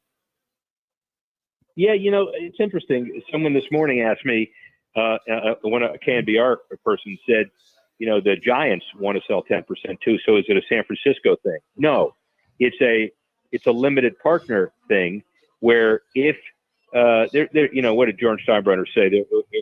Or somebody said about George Steinbrenner, there's nothing more limited than being a limited partner of his or Jerry Jones. And, if you're gonna ask for a $9 billion valuation, and even 10%, that's getting up there nearly $1 billion just to be a limited partner. So it's not for everybody, but especially with these hedge funds and equity. About a minute left. You now have the ability to go where leagues were running into walls because there just aren't that many, $100 billion billionaires that are out there that are sports fans who want to own a team. But now you have the ability to do that. And Rick, my last question, Rob Manfred said nothing to see here with the Dodgers spending in the offseason. There's no cap, all the above. Who is doing the complaining? And do you ever see anything to where there might be a cap or more control over the spending in the offseason by baseball, or in this case, the LA Dodgers? Well, there's nothing to see here because it is transparent. Doesn't mean it's great, but the Charter Communications deal with the Dodgers gives them more money than anybody's ever had in baseball before. And since there's no sharing of the local revenue that comes either on the SNY or the New York side or the LA side or Chicago or anybody else, that's basically found money and free money, and it's found its way to the players. And guess what? The Dodgers and Yankees were in the series. I mean, not surprised. But it doesn't mean that it's never going to be competitive. Baseball, for some reason, has been really good at having new World Series participants every year. So what it does prove is, and there's not going to be a salary cap. There's a lot of conversation about it, but there's not going to be one. But it does prove that money doesn't always buy happiness, but you'd rather have money than not have money, right? Yes. Rick, last one today. Because of the President of the United States, he got the PGA Tour and the LIV Saudi Arabia guys together, and I believe they're still meeting as we speak to try to figure out some type of way to get a merger here, some kind of agreement. Do you expect that to happen? The momentum of this particular president, as far as putting people in a room and saying, get something done. Some people may like it. Some people may not. I'm not going to pass judgment on it. Sure. But, we're seeing that in international relations. We're seeing that in war conversations, and we're seeing that in golf conversations.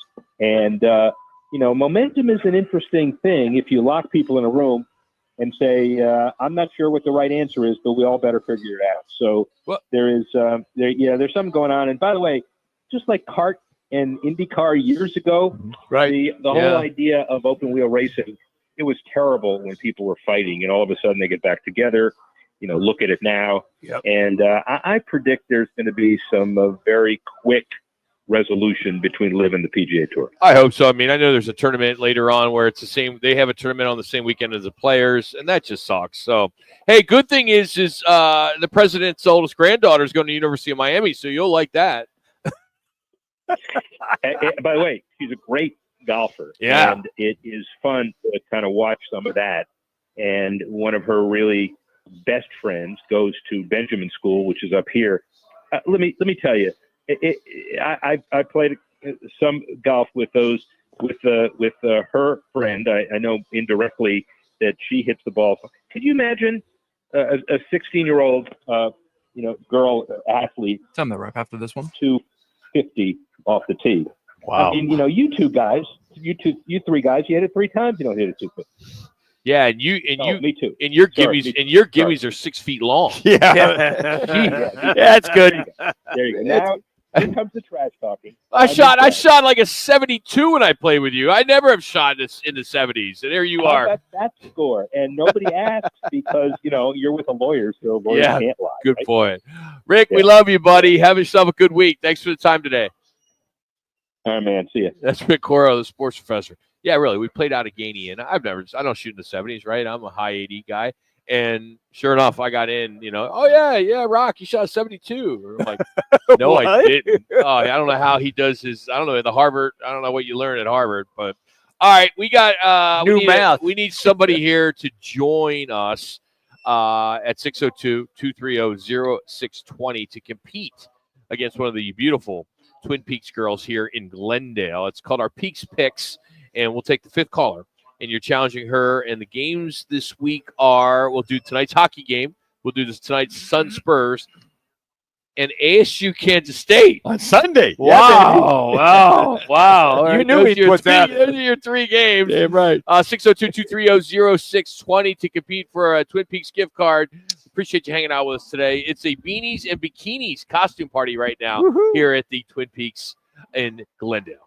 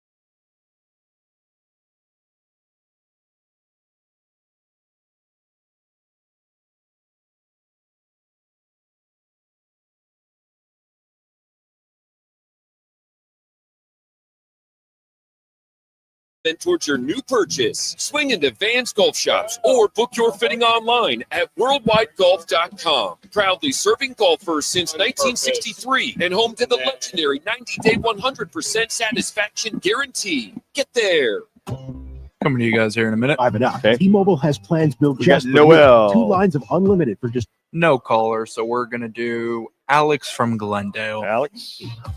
But don't just take our word for it. It's not just the savings that are great with our T-Mobile plan.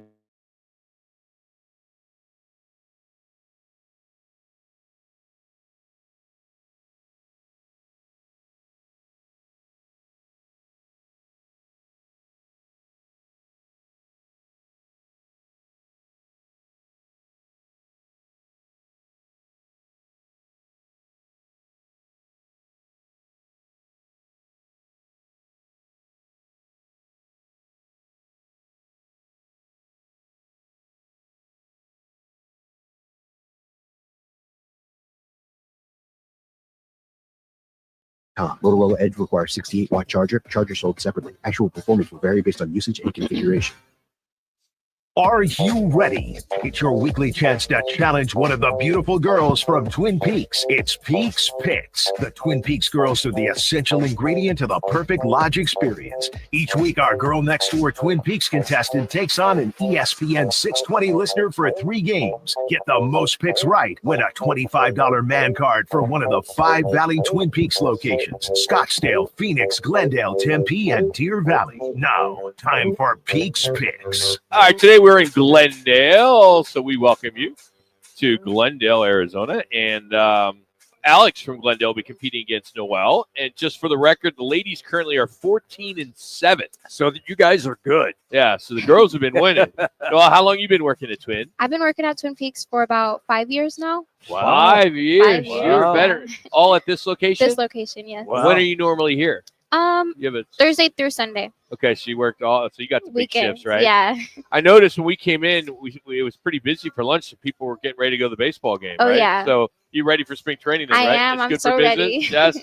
All right. We got 3 games. We're gonna do the USA Canada. We'll do Suns at San Antonio, and then we'll do Arizona State at Kansas State. And Alex from Glendale will be competing against you for a gift card. Okay. And before we get too far, explain the beanies and bikinis. So for beanies and bikinis, it's a costume party. We're doing specials all week. We have our $4.50 shots of Jack Daniels. The flavors are apple, fire, and honey. We have our green tea shots for $4.50, and then we also have our deep Eddie, and our deep lemon and lime for $7.50. We also have $8 mules all week. Okay. And then we have new drinks that we made, our martinis. Our bourbon espresso martini, it's very delicious. It's going to be $20.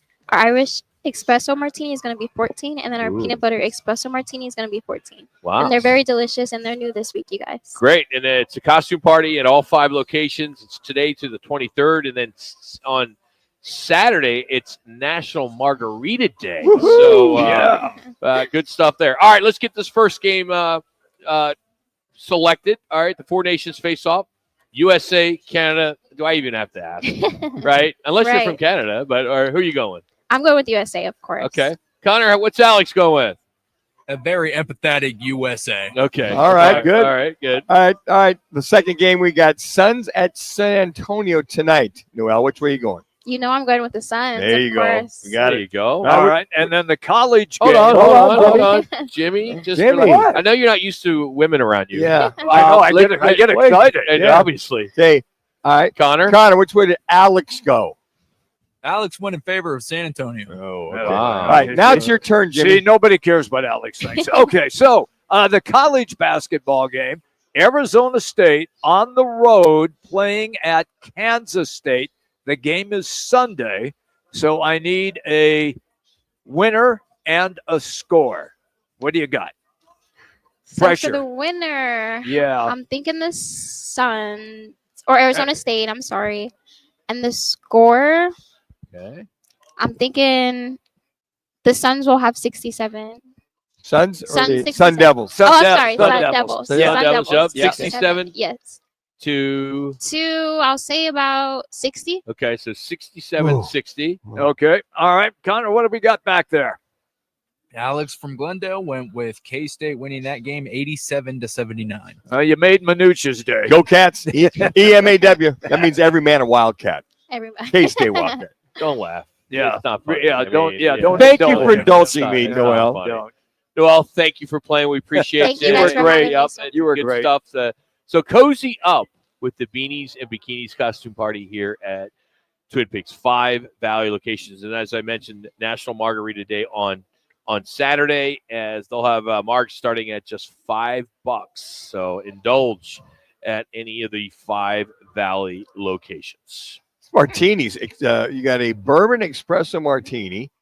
Anything espresso in it, plus a little liquor in it. You're in, right? Whew. Yeah, I mean, I've had the espresso martini, the chocolate martini. That's enough to keep you up for like a day. A little bourbon in there with something else. So how much do you think it would take for you to quit your job, drop everything, and travel the world? I mean, how much money would it take? Is that what you're Yep, asking? how much money? Oh man. Well, if I could Travel hit- the world. if Now, I I don't hit the know lottery- exactly what that would entail, Travel but the world. you would, kind of be able to kind of go everywhere Go wherever you want. for maybe 1 year, I guess. Okay. A lot of money. I mean, I would never do it. Leave you guys. I mean, there's no way. Oh, I'd be out of here in a heartbeat. I would probably give it about if I get $3 million, $3 to $4 million. Yeah. Probably for the rest of my life. I'm gonna be around for another 30 years, Jimmy. What are you kidding me? Your wife works at Southwest. Yeah. I mean, you're not paying Well, for airfare. Well, we don't want to fly. Well, Good point. yeah, trying to fly. Here's what's so funny about him. Yeah. He makes good money. He Yeah, coaches. he does, yeah. well. I have 5 jobs. But him and his wife fly standby. Not anymore. Not anymore because it's Oh, too you flat. got closed? 2 years? Yeah. No, technically the last 7 years we stopped doing that. 7 years? Okay. Yeah, because it just got I've been too doing this too long hard. with you. Yeah. I know, because you could never get a flight. You can never get a flight. So we just said, okay. Like, you're only going over to freaking Cabo. It's $200. Now here's the thing. The other airlines started to cooperate and give you a discount, and then Southwest gives you also a discount to fly. So they were they were not encouraging the flight attendants to do that. So they give you a discount, and then the other airlines give you a discount. Have they switched the seats yet? Like, you get Seating, getting your seating. Yeah. Not yet. They're still doing the A through the A group. They're Okay. going to go that way though. Yeah. They're going to go that way. So happy for that. Yeah. They're going I to mean, they're going to normalize flying. Is what they're Yeah, gonna do. exactly. I'm going. Manuch only went for a couple mil. I want 200 mil. Wow. Wow. You guys, I don't know where you're going. I'm going to hit the lottery, So- and I want 200 mil. Someone polled 2,000 Americans, Yeah. and the average answer was 288,000. For the rest of your life, 28,000. You go Say travel that, the world. just travel the world. That's Oh, I mean, just drop everything. I mean, if I'm dropping everything, that's not I'm enough. done. I mean, Yeah. I need at least $3 million. I'm flying. I'm flying private jet. I'm doing all of that. Hey, the typical person has 1,598 photos on their phone camera roll. Millennials have the most at over 2,500. Let me check what I They got take here. photos of everything. I have zero. I think I've got about, I don't know, 1,000-ish. I have somewhere in there. 9,417. Wow. I got 6,553 items. That's phone. Yeah, photos items. That's- and videos. Oh, so is that okay? Yeah, so I'm Come on. not 30 seconds. Yeah. I have zero. I haven't Well, you- figured you out just- how to do it yet. Jimmy, we'll take a photo at the break. Hey, we're going to talk about the big hockey game tonight. We're also going to talk some NFL football. We got our underdog picks as well as they're coming to you live from the Beanies and Bikinis costume party at Twin Peaks in Glendale. It's going on at all 5 Valley locations. So appreciate you hanging out with us. We know you have choices. It's Roc and Manuch with Jimmy B.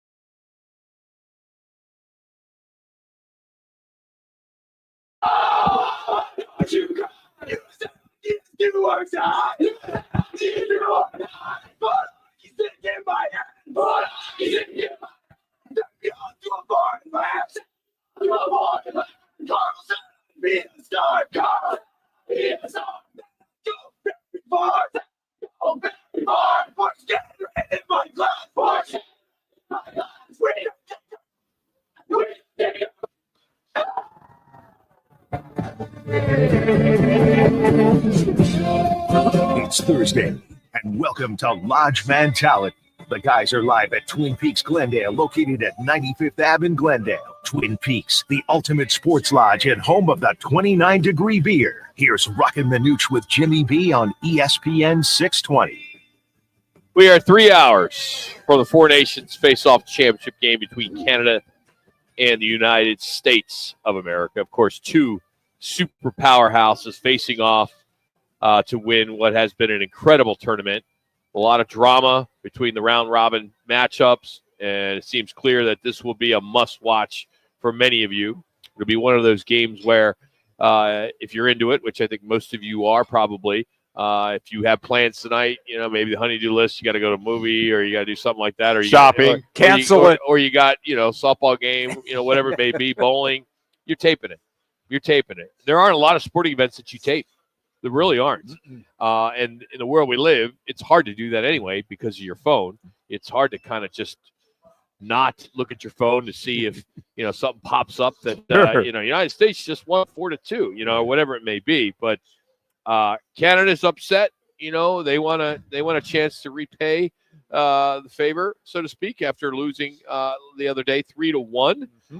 You got some great players on both sides with Canada, Team Canada, with Sidney Crosby and Connor McDavid and Nathan McKinnon. They have combined for 6 points in the do-or-die game against Finland. And now on the flip side, you're going to have to see what the Kachuk brothers can do and the rest of Austin Matthews and crew. I mean, what's great about it is there's a couple guys on that team that are from Scottsdale. Yes. Like one of the Kachuks, Keith Kachuk. Played his his pro career here for a long time. And, of course, we all know Austin Matthews is from North Scottsdale. So this should be a great one. I know a lot of bars are excited about it because it's great business on a Thursday in February when there's really nothing else going on.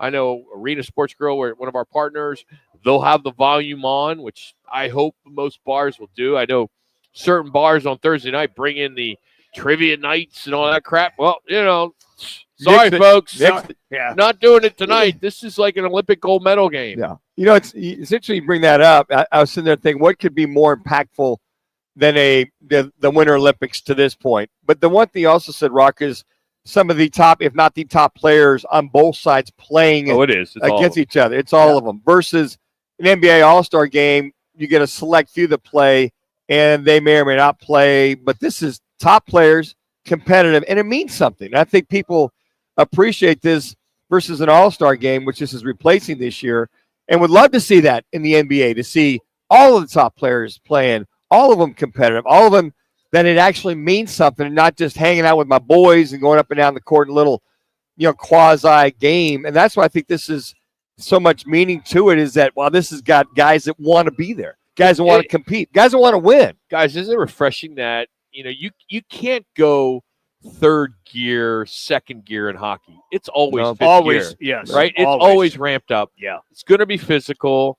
It's probably the biggest game in most of these guys' career because they came up playing against each other at so many levels. You get the best players in the world playing. Now, unfortunately, you got the backdrop with the anthem and everything else is going on. But I just see these guys totally being ramped up, and they don't care about the NHL season. You look at Charlie McCoy, who got hurt, right? He's out, and he's on a Boston team that's probably not going to the playoffs. So he's okay. But you look at it and you say to yourself, I think these guys are going to lay it all out and play their asses off both sides. Yeah. Now, well, you say sure they is, but there's no other sport that they do that. Well, don't do it in football. This has replaced the NHL All-Star Game, as you mentioned. And the NHL All-Star Game was getting these kind of the bad rap that the NBA All-Star Game has also acquired. Guys cruising. So, yes. So this is something that is totally out of the blue, Gary Bettman and the front office, the NHL commissioner and his guys have put together something. They have hit a home run by putting this Four Nations tournament together. To a point, it is a home run. I agree, but I would say it could be better. I think Russia should be in there. I think the Czechs should be in there. I think they don't have all the best players. Right. I think that you might see that. I think this was the first start of it, and I think that it'll expand. And it'll be something to really watch next year, for an example. I'm so hoping that Jack Eichel, who was born in Massachusetts, went to Boston U. How awesome would it be for a guy like that, who's arguably one of the best players in the league, to have a game where he wins, he gets a winning goal. Winning goal. I think that would be They awesome. go nuts. That'd be awesome. And I am so hoping. Nothing against Canadians. I love Canada, folks. I do. I've never been there, but I love the people. I want you to lose so bad just to watch you. It's kind of like the Democrats in the election, how they're all falling apart, right? It's the same. Well, that is true. I mean, it is. I mean, I know I hate to compare, but it's that feeling where people are just kind of meltdown. And it can be a national emergency in Canada because this is their sport. Yep. They own us on this. They've always owned us on this. Now, here we are. It's what you've done lately. It's the last game that counts. And if they've won, if they sweep them, and you can't say one team didn't have all their star players. They have. They are fully. Their rosters they're stocked, right? So if they can win this, now if they don't win this, are we going to be here on Monday with the narrative, or excuse me, tomorrow, Friday with the narrative saying, "Man, that was pretty cool, but man, it's really not that big a deal now." No. Are we going to downgrade it? No, because you that's going to can't. be our response, because Canadians are going to be like, we told you, we own you guys. And then what are we going to do as Americans saying, well, my one, Chloe was hurt, or, what are we going to say? Can't do that. All you can say is, hey, you were better than us that night. Just tip your cap. That's all you can do. Just tip your cap. Our It's Your Call question brought to you by State 48 Roofing, which I think is somewhat appropriate here, is what would you like to see happen at around 5:45 when the national anthem is being played? The Canadian national anthem, "Oh Canada." Would you like to see everybody in the Boston Fleet Center boo? Or would you like them to try to sing over "Oh Canada" with the national anthem, because it'll be played first, or be silent? You want me to give you a quick update? Sure. 81% right now, be silent. Good. That's sing over the Canadian I haven't anthem. voted yet. Let me get that higher. 18.2. And boo the Canadian anthem, 0% right now. Yeah, I think be silent's the right word. Show some class. Yeah. Take the high road. I hope they don't do that. Yeah. Jimmy, I voted boo, so that's 8.3%. Oh, then you just did it? Yeah. Okay. It hasn't changed yet. I think that you respect the national anthem one way, politics aside. I think you respect it. You take a look at it. I think that it's a sporting event, and it's that to honor each other's country, and to basically say, hey, look, nothing against Canada. I mean, whether you like us or not, or don't, whatever, it's that sporting event. We always try, we really try, but I think at times that gets in the way when you feel a little heavy-handed with what's coming at you. It's such a passionate rivalry. I think it's the best in all sports. Give me a better rivalry. Country to country, just any rivalry, any sports rivalry. What is bigger than this? Well, this has got to be right up there. I'm sitting there thinking rivalry-wise.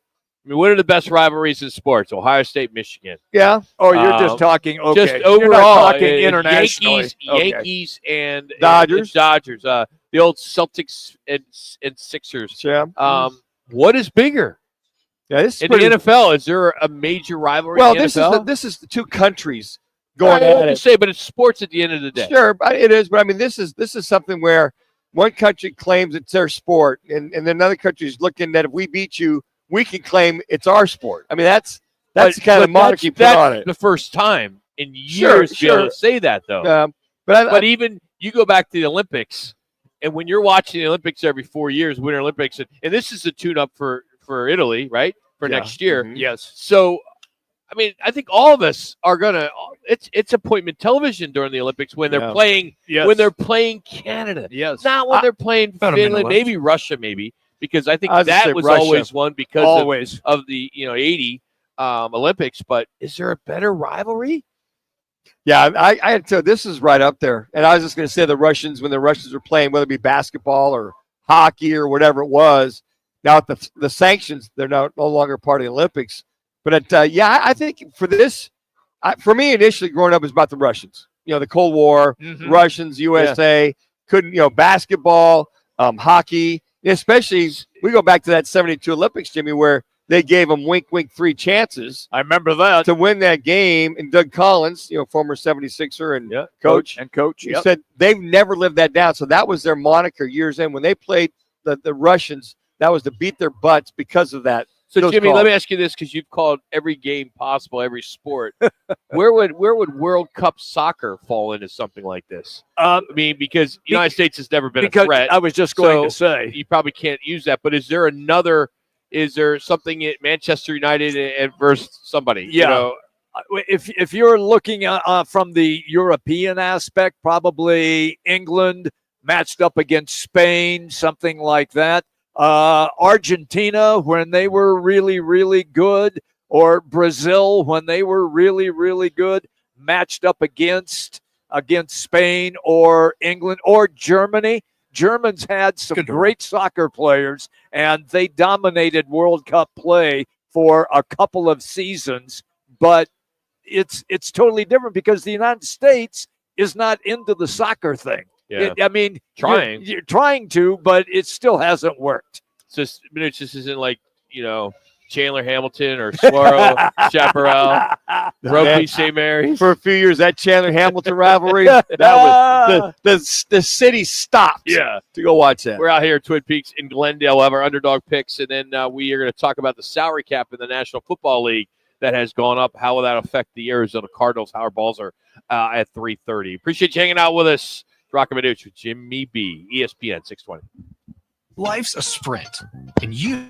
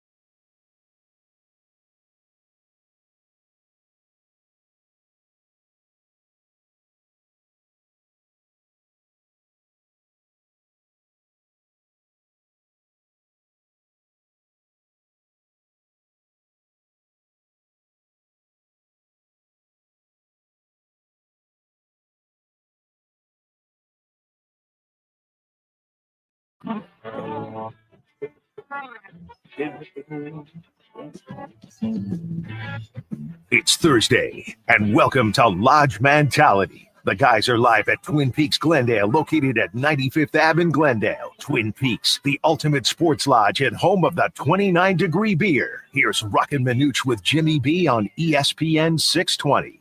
So Gary Bettman, the NHL commissioner, ahead of tonight's Four Nations face-off final between U.S. and Canada, said, quote, "Feel the passion on both sides for what they mean to their countries and what this all represents." He said, "This is it couldn't get any bigger than this. This is so." He's pretty happy that this is going on, I'm sure. And how do they take this and continue it? Now, it can't come back next year. It's gotta kind of be every 2-3 years. You gotta let it breathe. Let it breathe. If they start doing it every year, it's gonna lose. It's kind of that's fair. Don't Yeah. you think? I think it would lose some of it. Yeah, You know, I think so. I mean, I know they are making money, of course, and if they could kind of try to create some type of, regular cycle of international competition, I think would be pretty cool. Every 2 years, maybe. Yeah, maybe. I mean, But it totally, pardon the pun, trumps the NBA All-Star game. I mean, it just blows it away. Yes, it's not I mean, it's even just why so is that pardon the pun? Well, You're making fun of the president. Why is that? Because Trump has instilled some of this rivalry to a new level. True. With what he's done with Could the you make an all argument? All the above. Could you make an argument? You guys can't. Could you make an argument this isn't bad for him to kind of stir this a little? It's created this as a bigger event than it would have been. We wouldn't be talking about this if the booing didn't happen. No, we'd still be talking but about not to this level. Well, no, that And changed. he called that the team changed today. everything. He called the team today. Yeah, that's cool. I think he that knows. changed I think what everything. he's good at. He knows what he's doing. Whoa. You said he's good at something? Yeah, he's good at marketing and stirring the Okay, pot. That's fair. what he's good All at. right. Yeah, that'd be about it. We got to give Nebraska some credit where credit is due. What? But for the wrong reason. Oh, okay. We talked last week that they're canceling spring football because of NIL. Now we have more teams that have decided to jump on board. You can put University of Texas on that list, but they're saying that it's wear and tear on the team. That's why they're canceling, which I think is BS. Yeah. USC, same thing. They have decided to cancel. Ohio State has decided to cancel. So for all you spring football fans, it's going to domino. Unbelievable. And it will be the end of spring football. Yep. You got 3 months off till you start lifting, running, and training. You got enough time to heal. I think spring football, not only for the fans, that aside, right, for the players that have come in, they need to get retuned in, get themselves reacclimated, and get back to, for a lot of the kids that haven't played, or even if you have, to go get yourself ready to go. It's one of those things that not a lot of sports have, is an off-season game. And I think with USC, Texas, Ohio State, whatever, I think that they're missing the boat to develop these kids. And then you've got, let's say you have your game in mid-April.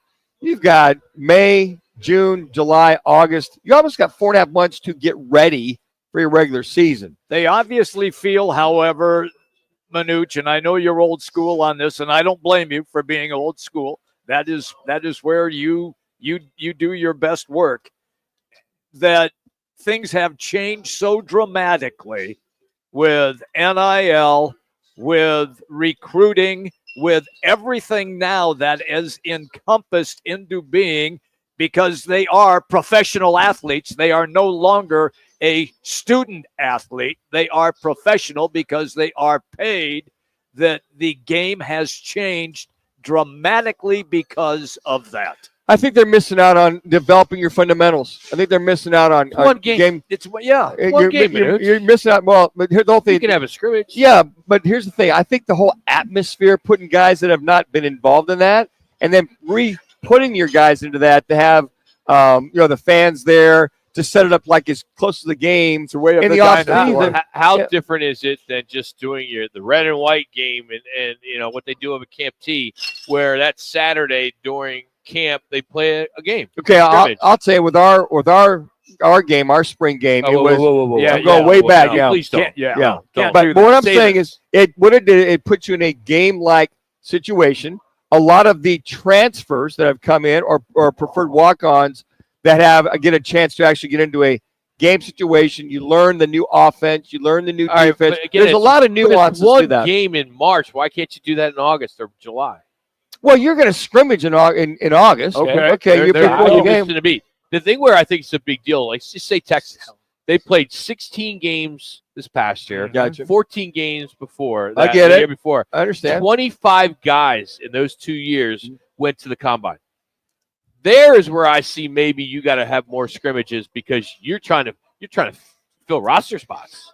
You're losing a lot of guys, but not every team loses that many roster spots. There's not 25 to the combine. Yeah, there's not a lot of time. Now you can have controlled scrimmages, but I think if you really want to set, so how's that any different than just a spring practice where fans could go? Yeah, I think it's a disservice for fans, maybe. Well, I think it's a combination of all the above. For the fans to see the players, to get the alumni back there. I mean, it's kind of a weekend where you build it back up from the players' standpoint. I liked it because we're going to really put not only just a controlled scrimmage. A lot of times, we're going to do as much as we can to make it as real-like as we can. They don't do that. Nobody does that anymore. It's April. Yep, Nobody does it anymore. Yeah. They play 7-on-7. They let the quarterback showcase their arm. The receivers make some catches. There's no tackling. There's little hitting anymore. And it's just the gathering of fans who can go and watch. These days, they need to find revenue streams. Yes, they do. That's where I make sense. But change is part of what we're getting. Yes, it People is. don't like change, but if spring practice, you look forward to it because you're a diehard football fan. You want to watch. Well, and I want to see guys develop. You can't tell me one stat, one play from last year's ASU spring game. No, I can't, but I can tell you this. So it's meaningless. But I tell you, the guys that did play in that helped develop themselves as far as getting some reps, getting live reps. Fair. They get live reps. They get a chance to play. I get all that. And a lot of them haven't had a chance to play with live reps in that kind of situation. I can give you a case in point. Young man I've been training for many years, Navi Bruzon.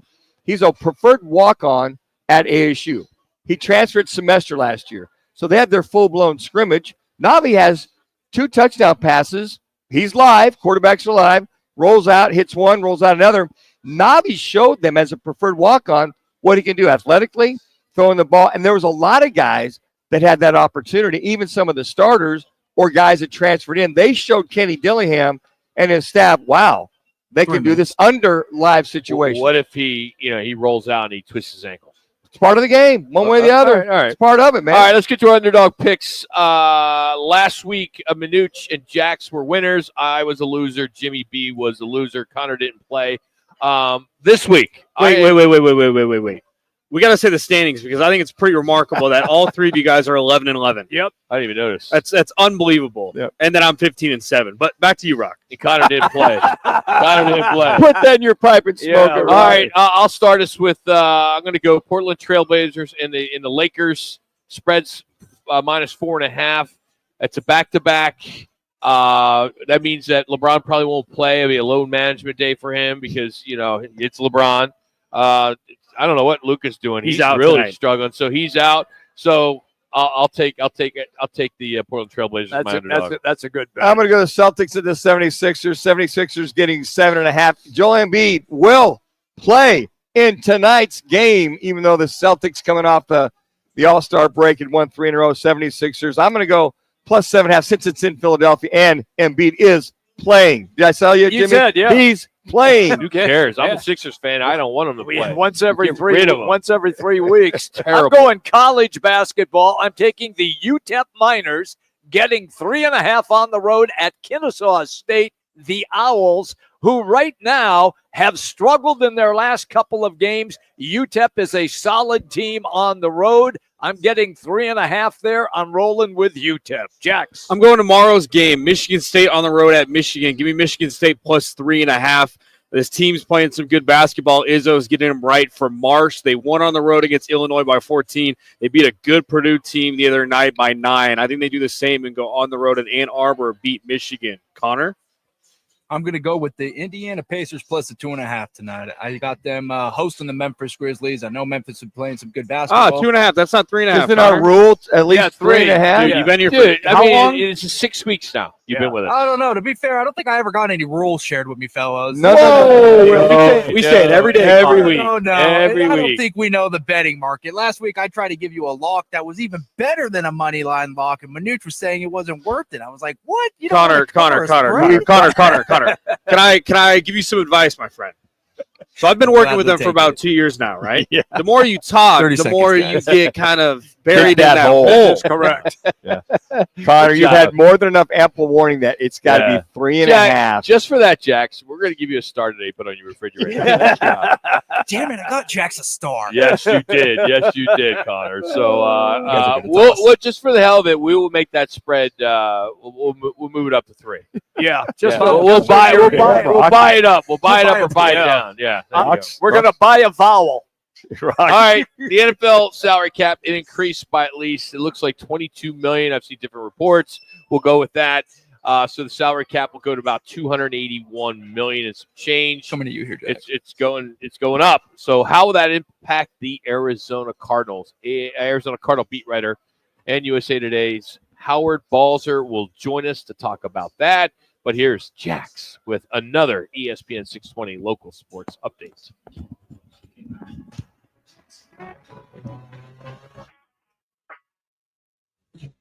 It's now time for your Roc and Manuch with Jimmy B's bottom of the hour ESPN 620 Sports Update. I'm Jackson Groff. The NFL salary cap for the 2025 season is expected to range between $277.5 million and $281.5 million, increasing by $26 million from the previous year. For the Arizona Cardinals, they're estimated at nearly have $73 million in effective cap space. This ranks fourth among all teams with available cap space and second in the NFC, trailing only the Washington Commanders with $74.5 million. There are multiple ways to listen to us, ESPN 620 AM, on FM at 98.7 HD2, and always streaming live on ArizonaSports.com. Plus, check out our show pages on YouTube, Facebook, and Twitter. Be sure to subscribe, like, and follow. Just search Roc and Manuch. And also for upcoming live broadcasts and contests, visit our new website, rockandmanuch.com. Thanks for joining us today. Up next, Howard Balzer.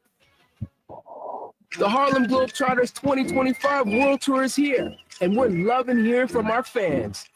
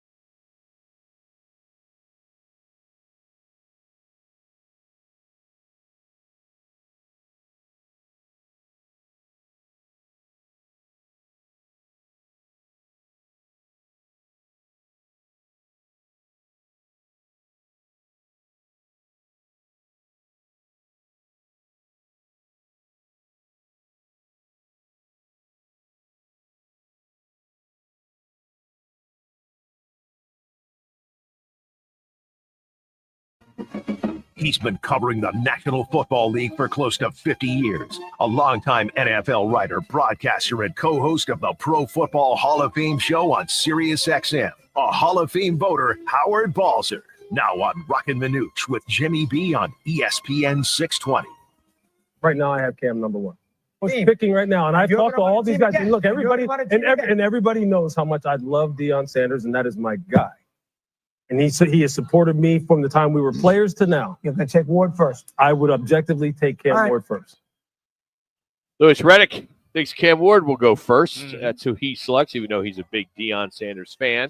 And Shedeur, we talked about earlier today that he is electing not to be in Green Bay for the draft coming up here in just a month and a half or so. Howard Balzer now on the program. Howard, what are your thoughts on Cam going first over Shedeur? Does that make some sense, you think? It's still February. Yeah. Play along, Howard. Play along, man. I know. There's so much over the top with all this stuff, but here's the bottom line. I would guess, and I always do this every year, and I think many analyzing it think that whoever it is, Mel Kiper, Daniel Jeremiah, that analyst, they all have their own opinions, which is all great. It's all part of the chatter. Well, the reality is the teams think differently too.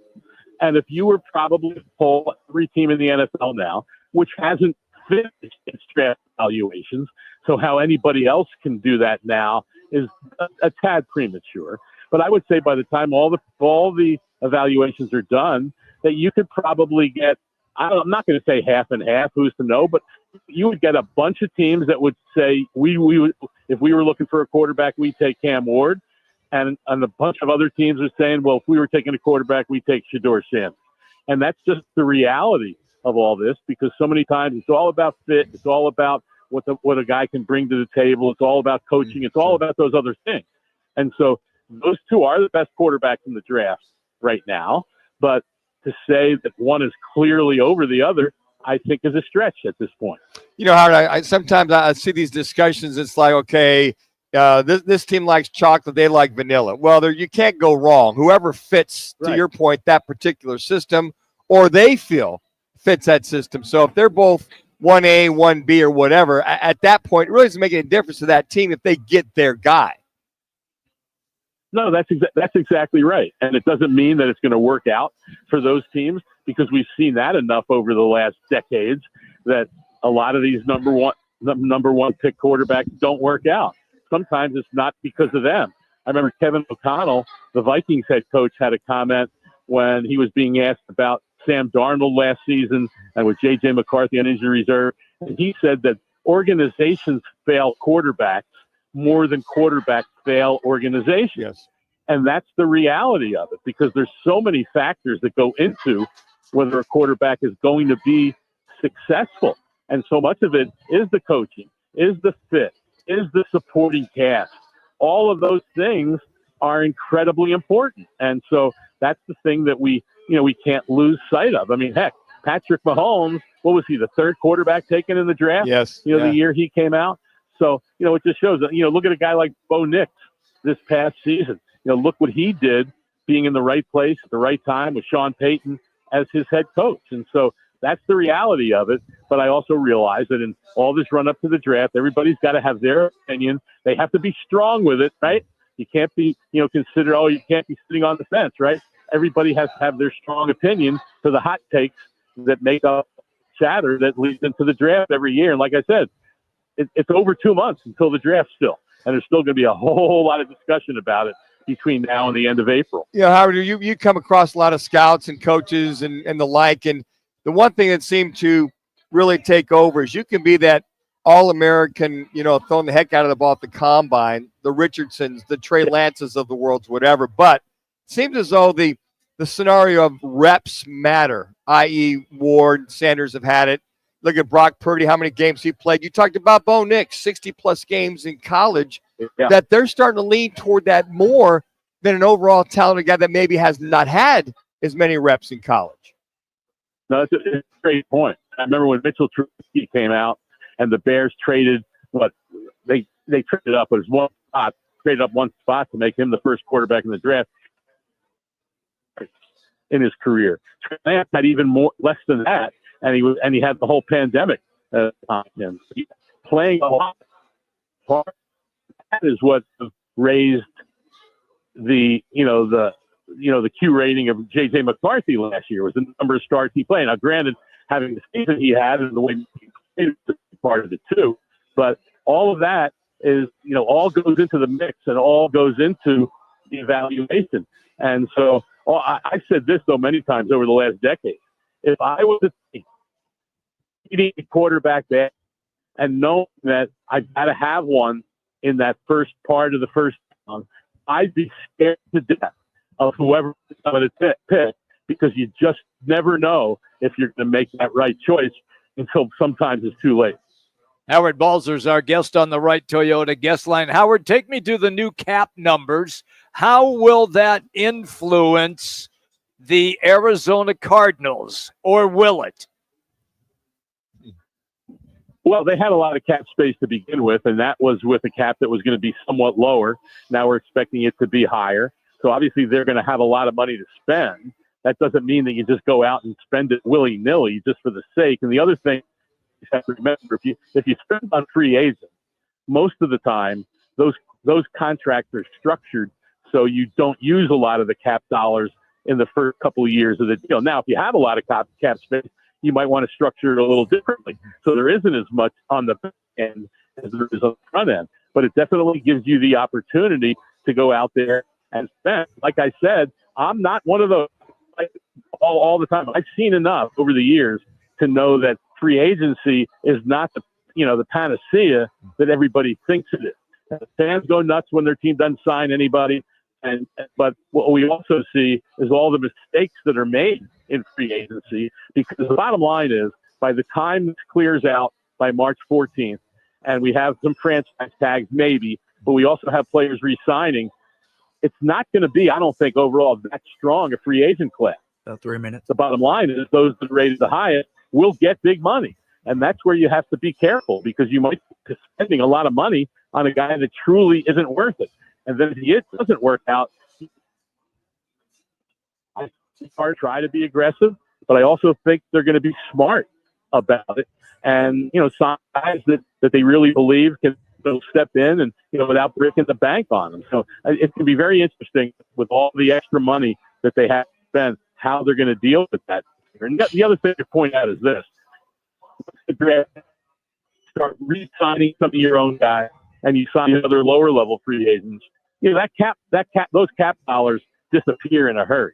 So that number that's thrown out there, like 71 million or close to 8, probably okay to wrap after this. Yeah. The Cardinals, that's really not a real number, because you go into the season with a cushion also for injuries and all those things. But I do think they're going to be more aggressive than they've been the first 2 years. But I think they're also going to be very smart about it. Howard, we always appreciate you, man. Thank you. Have yourself a great day. Same to you guys. Take care. That's Howard Balzer, USA Today, Sirius XM NFL Radio. We apologize for the cell phone. You look at the numbers that they're projecting. You look at the Cardinals' unrestricted free agents. We had a chance to look at that yesterday. And you look at several guys. How many of the core nucleus do they want to keep in reference to their linebacking group and then their offensive line, running backs? But you look at the free agent market, unrestricted free agents, there must be it seems like 600 plus unrestricted free agents that are out there. And with the new cap money that's out there, how many of those guys can improve your team? I think the Cardinals will look at, or any team, number one. And who's more of a valuable upset to keep the continuity with your team on top of that? So there's two different things. If I bring this guy in, does he bring the same kind of continuity, even though he's a better player than we have for defense? For Kazir White, for example, as a linebacker, and Chris Barnes, they know the system. They know what's going on. They can plug and play with the defense, with Wallace's defense. Versus, I bring in Joe Blow. He's an outstanding linebacker, but he doesn't know the system. So I think that's a conundrum a lot of these teams are facing: is keep the continuity. These guys know the system. Even though that free agent, who we get a pretty good price at, might be a better talent. I'm not buying that, Manuch. I think if you got to go out and improve your team, the guy who you believe is going to improve your team will learn your system, and then he will be part of the To, continuity. to a point, how much better is he, though? And I agree with that to a point, but I sometimes, hey, successful teams, well, the Cardinals are getting there, but defenses they don't want to have a guy go Mike linebacker and all of a sudden have to learn a system. It might take 4 or 5 games when you got these guys there that'll help you win those 4 or 5 games initially. So understand he might be more talented, but this guy knows the system. We can plug and play. He's going to pick up where we left off, where we got a guy that he misses that hole, he misses this tackle. You know what I'm saying? Experience and the knowledge means a lot at that level. I think they got to re-sign Kaiser White. I do I'm looking too. at the list right now. I think most of these guys you could let walk. Most of these guys you can maybe grab later on for lesser contracts or what they're owed. But that's a guy that's been with Gannon forever, 29 years old, one of the leading tacklers for this team. And him and Mac Wilson, I thought, Manuch, were a bright side of that defense last year. I think you got to keep those two together. And like a Gardeck, I think he's the guy that, he's a great team player, overachiever, great special teams guy, versus bringing that more talented guy in, more rush guy, more outside linebacker. I could see that happening. I hate to say it, but Hernandez, you got to let walk. Yeah. Just his injuries. Too many injuries. Yeah, Will Hernandez at right guard. Unfortunately, but you can't trust him anymore. Power is brought to you today by All City Towing. Join the team of the largest company in the state. It's All City Towing. We talk about it every day. They are hiring all types of positions, great benefits. Get all the information on their website at allcitytowing.com. All City Towing, where your future is on the move. All right, we got to learn and row one call. That's all. You'll hear from James Jones, who is on with the morning show with Bickley and Murata. And some interesting comment. So we'll get into that next. It's Rock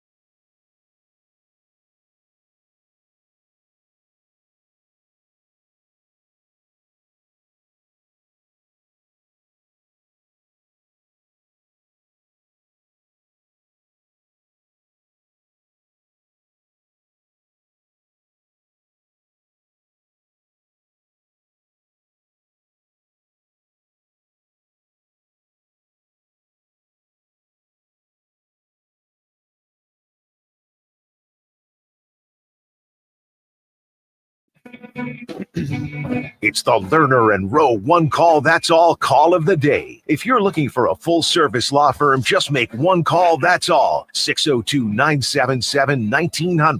Lerner and Rowe, voted Arizona's best law firm. We'll cross that when we get there. I mean, I think for us, it really makes no sense for us to get too far ahead of ourselves. Like we're in it day to day, and you know, it's about winning this season. I told someone the other day, COVID almost ended the NBA. So if you were thinking the season beyond that, you'd have been wasting your time. We're always thinking about how we continue to build for the future, but you know, this team is so mics are hot. We have to be because this is what's in front of us. That's the Suns general manager, James Jones, on with Bickley Murata this morning on 98.7. As the Suns have the Spurs tonight at 7:30. You'll be able to hear that on 98.7. But 6 o'clock tonight, brawl for it all. As you got U.S. and Canada, you got a border war going. It's the most hyped game on American soil since the Miracle on Ice. I think we'd all would agree. And I know in Canada, you know, they're buckling up because it's going to be epic, and it's big for them as much as it is big for us. So I know a lot of you are looking forward to this. I know I am. Me too. I can't wait. It is appointment television at its finest when you can root for your country. I agree. Is just gigantic. And I'm anxious to see whatever watering hole you go to, how many Canadians are going to be out there in full force. I know there'll be a few where I go at arena, and you know, it's cool. I mean, it's just great. You wish we had more of this. It's nice to have a game with so much meaning in the middle of winter. It's like Olympics type of thing, rivalry, and with all the minutia that's surrounding this game on top of it, has brought this to a new hype, replacing their all-star game with this particular format is also very, very fun. So, yeah, it's nice to have, what do you call it, Rock? Appointment TV, must-watch TV midway through the winter. Yeah, the term appointment TV was all came out with back in the day with Friends on Thursday night. When NBC was pushing their Thursday night television lineup,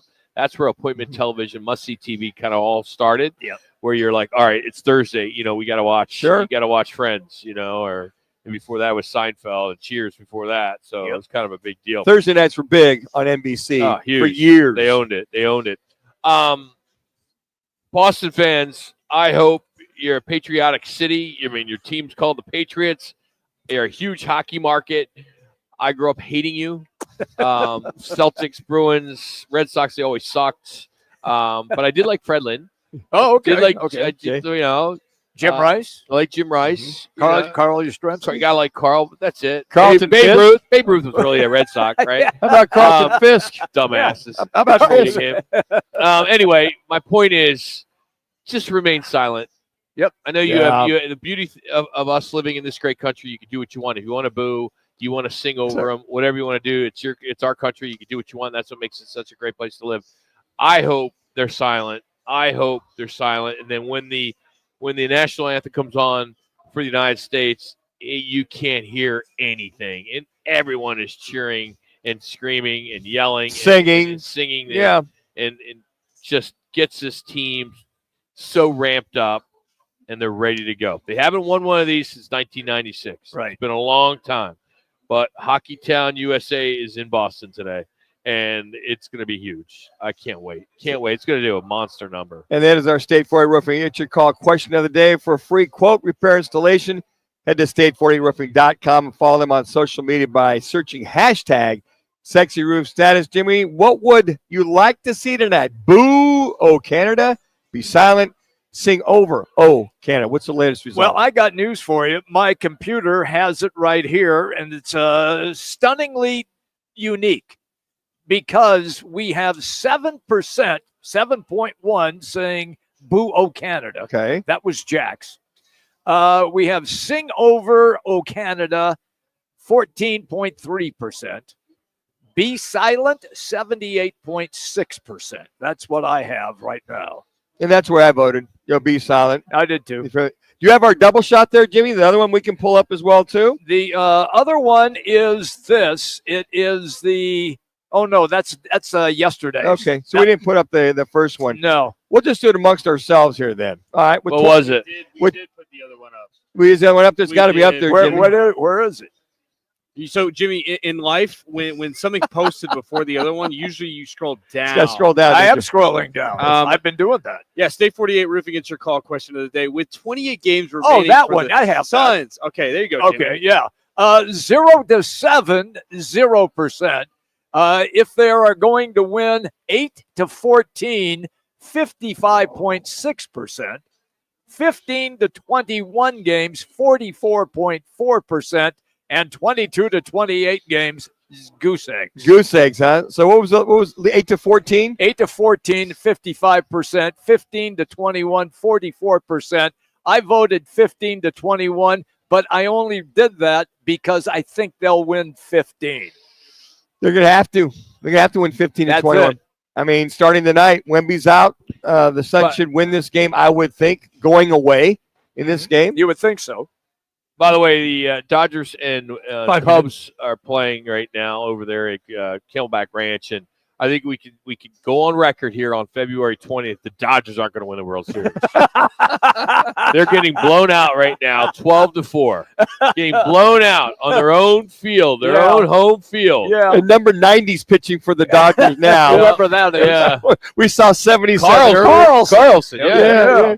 And there was a couple guys out there in the outfield at 75, 83. I thought it was a bunch of linemen, wide receivers that are out there. Dodgers overrated. Overrated. Let's just go on record there.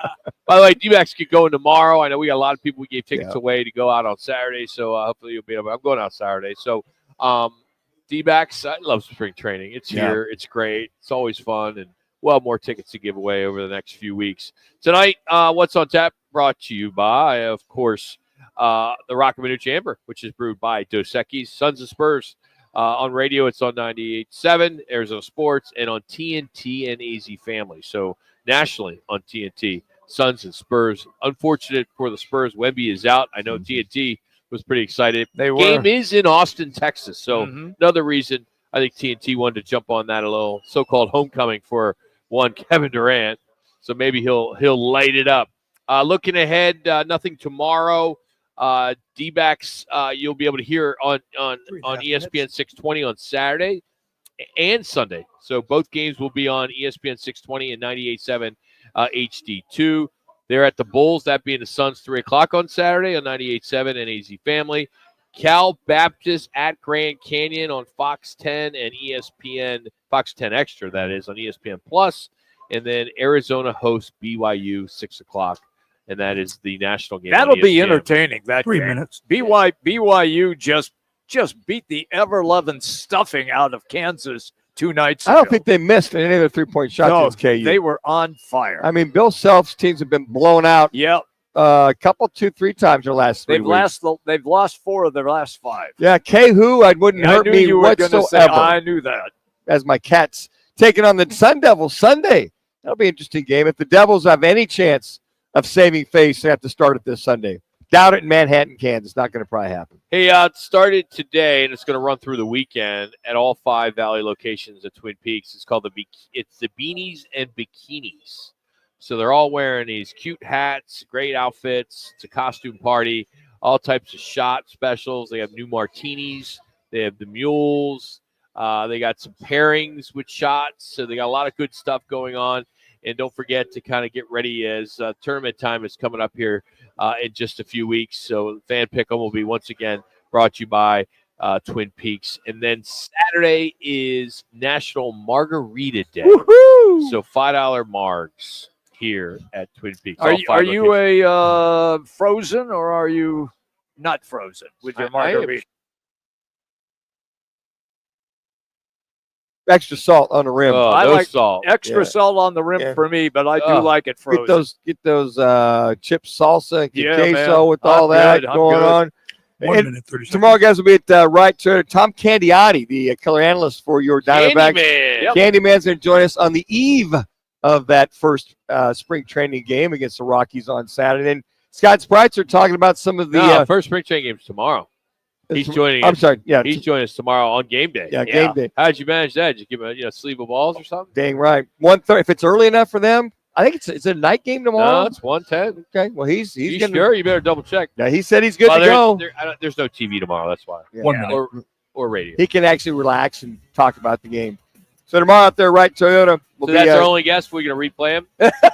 No, Scott Spreitzer all also day joining long, us. all day long. And James Jones scheduled to join us. I can call talking in. about James Jones, the former wide receiver. Oh, I was like, James you got the Jones. GM? Yeah. I was like, great. Yeah, they won't answer I know. my calls, but maybe now they will. You know, I can call in from the golf course. I think we'll be all right. Okay. 30 seconds. Jimmy, we got it covered. I figured. Sure. I mean, if you really want to work a Friday, I'll take off and go to a spring. I I was know invited to go out to a spring training game on Friday and see the D-backs, but I said, no, I got to work with Manuch. Jimmy can only work 4 days a week. So, by the way, bases loaded for the Cubs right now. Woo! They're up already 12-4. This could be I would love to see them lose like 16-4. Dodgers are terrible. Terrible, They're man. done. Overrated. Here we go.